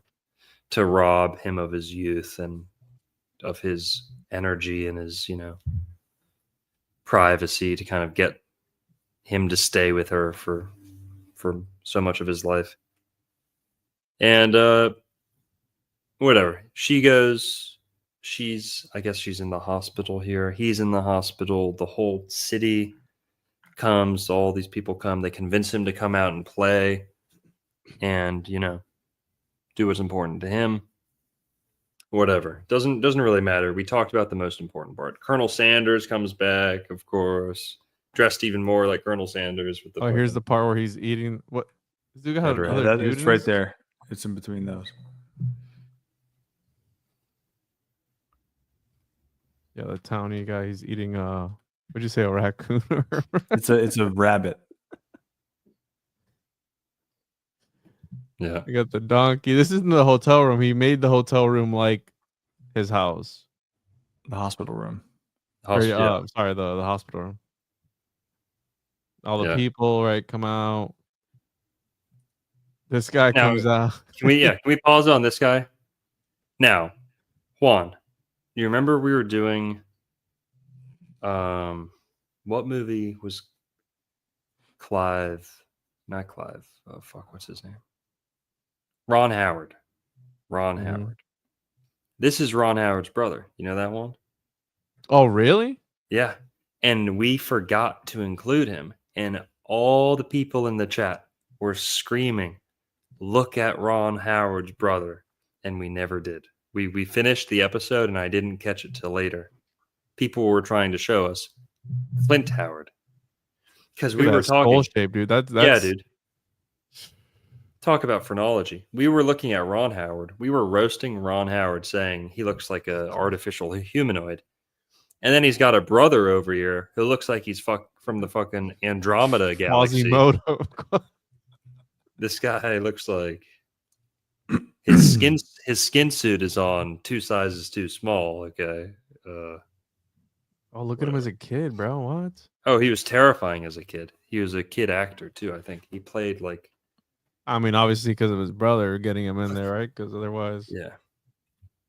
Dude, his brother's terrifying. Dude, and in this movie, he plays a really dumb character. It's overplayed how dumb he is. He keeps saying these things to show how dumb he is, and then even when he gives that speech where you pause when they're trying to get him, when they're trying to get was this guy too? Bobby to What? play him. Oh, is that who played him? I think Dude. is he played Star the Jew? Trek? He played the Jew in Star Wars. No, it's Star Trek, dude. Star Trek. Sorry, same thing. No, Dude, way. here in this scene, he goes. Oh, he did, bro. He actually plays in it. He played this, and then he played that alien looking thing. He played the Brazilian dude in Star Trek. No with way. a misshapen head. Got that dickhead going on, bro. Look at that. Dude, he's the merchant species. Is he? I've never Yeah. seen Star Trek. Star Trek. They're like the traders. They're like the merchant race who like is super like conniving kind of. Yeah. The money traders. Yeah, they're like super greedy. They say, yeah, dude, Star Trek is kind of based when you get down to it. Their like whole philosophy is like they have a religion off money. These people, they're like, it is our, it's sacred to multiply money. That's like what they say in Star Trek. $5. My dad watched it when I was growing up. Loved Star Trek. I don't like Star Trek, but yeah. But do you love it or not? I don't like Star Trek. No, I was more of a Star Wars guy. Yeah, My dad. That Clint Howard character, he says right there, he says, the Lord chose not to bless me with a fully functional brain. And so that huge or just a flag, because it's all about the brain. This movie is all about the brain to me. Yeah. Intellect. And what's on her shirt? He says that in this scene right here. Oh, Saturn. Yeah. What's on her shirt? What Lord do you think he's talking about? Yeah. The white and black Saturn on her shirt. That black cube. And she. And then he gropes her too, I think. Does he? Right there. Yeah, right there. She's Vicky Valancourt. Or is she Vicky Villancourt? The villain, Oh, the devil, right? I mean, that's the whole Yeah. point. Yes, exactly. But that guy's sketchy as hell. One of the ugliest human beings to ever be alive, ever. Clint Howard, good on you, buddy. Oh, yeah, he does. He was like crying, and then he like moves his hand down. He clenches a little. creep. Yeah, nasty. I wonder if that Nasty. was improvised or not. You imagine? All right, what else we got? We got his mom. She was faking it the whole time. He wakes up. She shows him the true history of his dad, right? Where he changed his name and then hooked up with I guess a voodoo witch or something or other. And he was selling lemonade for a while, and that goes on. And then we had the final game, which he wasn't going to go to, but they ride there on an airboat, which was weird. And then he gets there and kind of sort of saves the day again. Typical underdog, last minute shows up. They win the game. Yeah. Happy ending, right? Also, there's kind of when the coach got his notebook, his playbook taken from him, he says it. He says, "I had my manhood taken away from me." Mm-hmm. And you see him on a disconnected phone later, like venting about it in the past. He's got a phone. Dude, hang on. Pause. What's up with that dude's face? That looks Well, weird. He visualizes him as a little baby because he starts doing this meditation visualization thing, which is present throughout the whole movie, which was weird, but it's about putting yourself in a certain state of mind. So he starts visualizing him as like a a redheaded baby, and then he's like, "Oh, little baby," right? To like, Fucking which was weird. But yeah, he kind of looked demonic there for a second, right? dude, At the beginning Adam. there. Fucking Waterboy's got state of the art fucking CGI, and we've got Marvel over here making cartoon explosions that my fucking retarded cousin could pay a chimpanzee to program better. Okay. Marvel movies, the CGI they're using today is so cheap and bullshit. Yeah, looks Probably all terrible. AI generated for like the last 10 years. Here So, he goes dude, again with NASA stuff. the dog head. This was 1998. Yeah, Dude. They like didn't even have computers that you could like edit on like that. It's like the CGI is so fucking good. Whatever. But anything else, boys? Anything else No. super important? Feel like needs to No, get I in think- there. I think that's it. I've- We got the I've got a little something. Can you show a picture of the guy who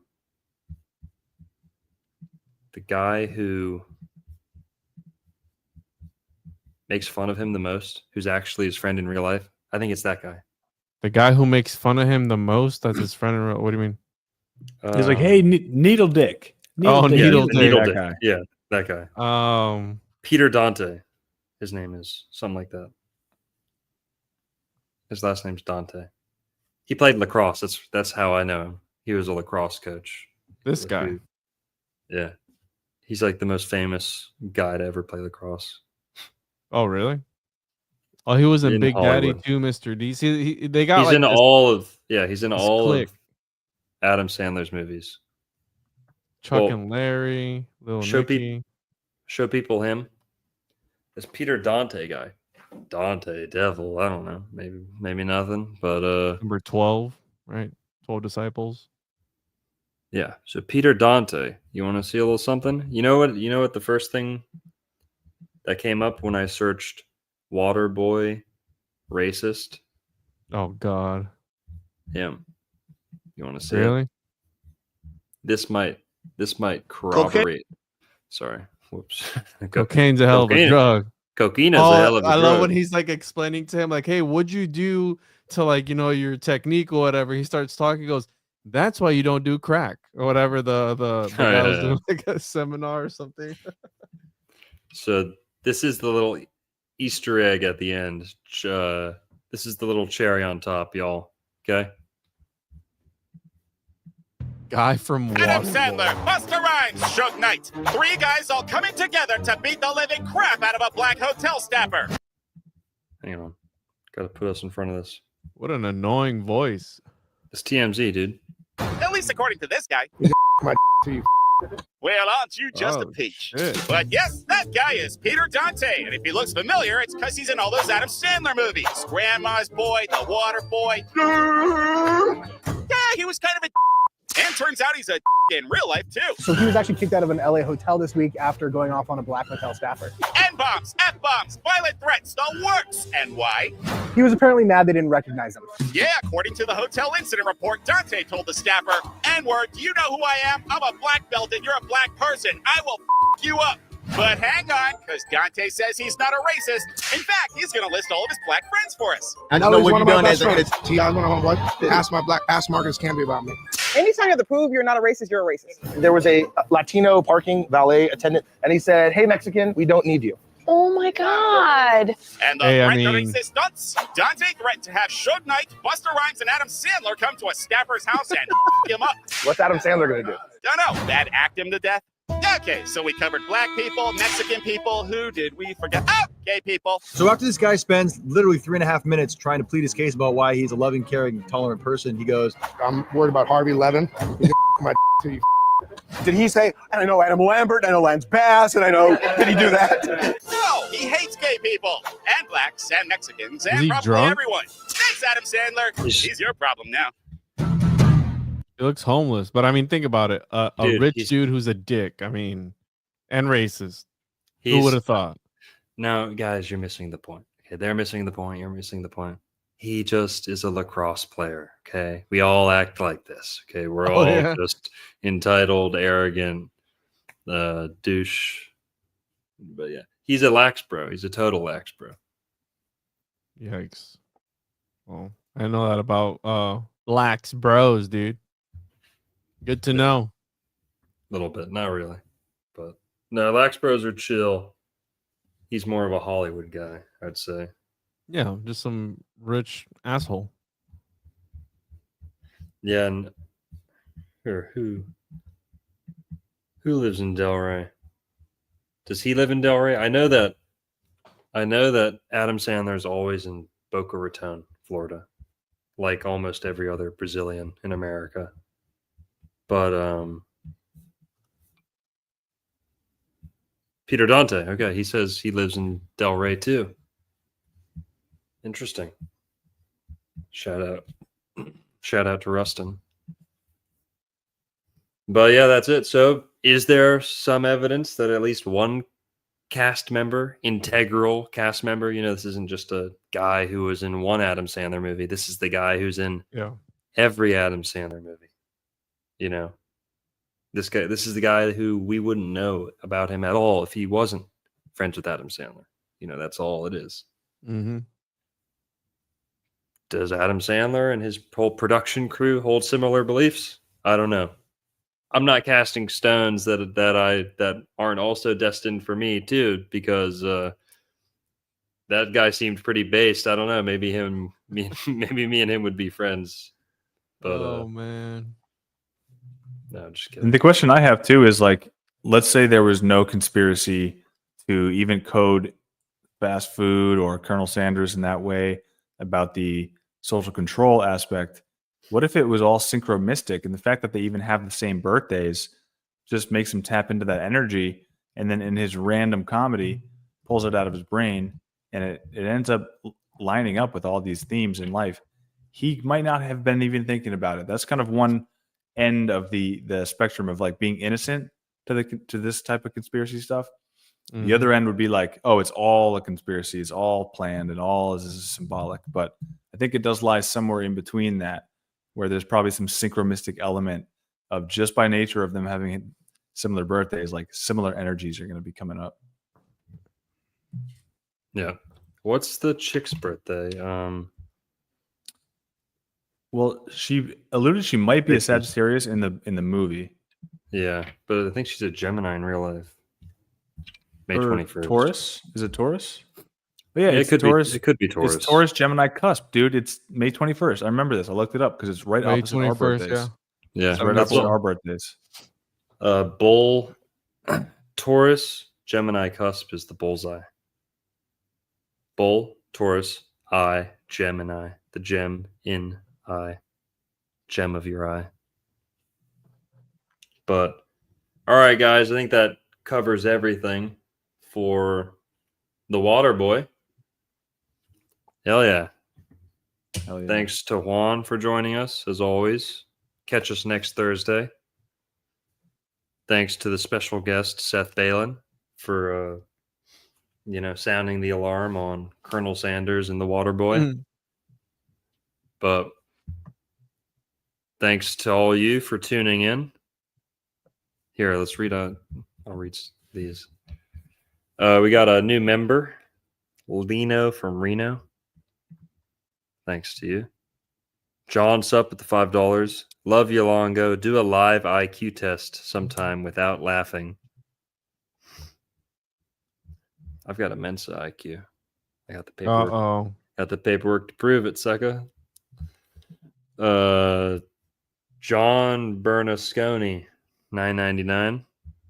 Appreciate that. Wojo with the $5. The recipe for making holy water.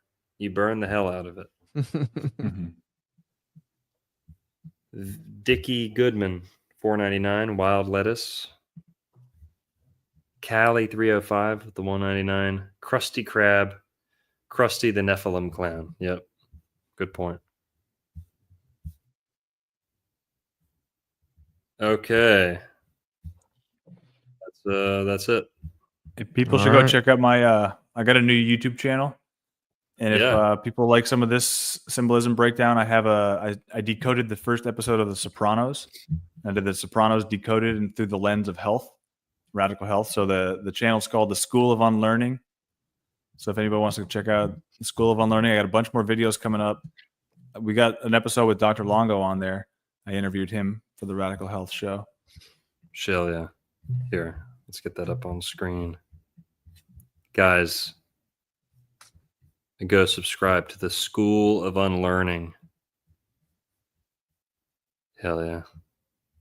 Nice. Love lychee. Radical Health podcast. But and one-on-one podcast, of course. You guys know where to find him too. We'll go check that out.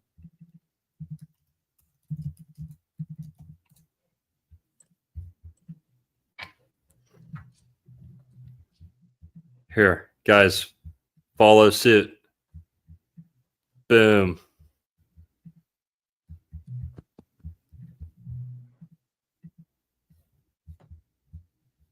Go hit one-on-one podcast, y'all. Make sure you're subbed up on my boys. Appreciate you. See you guys next week. Everyone have a good night. Peace. Peace out, y'all. Later. Later.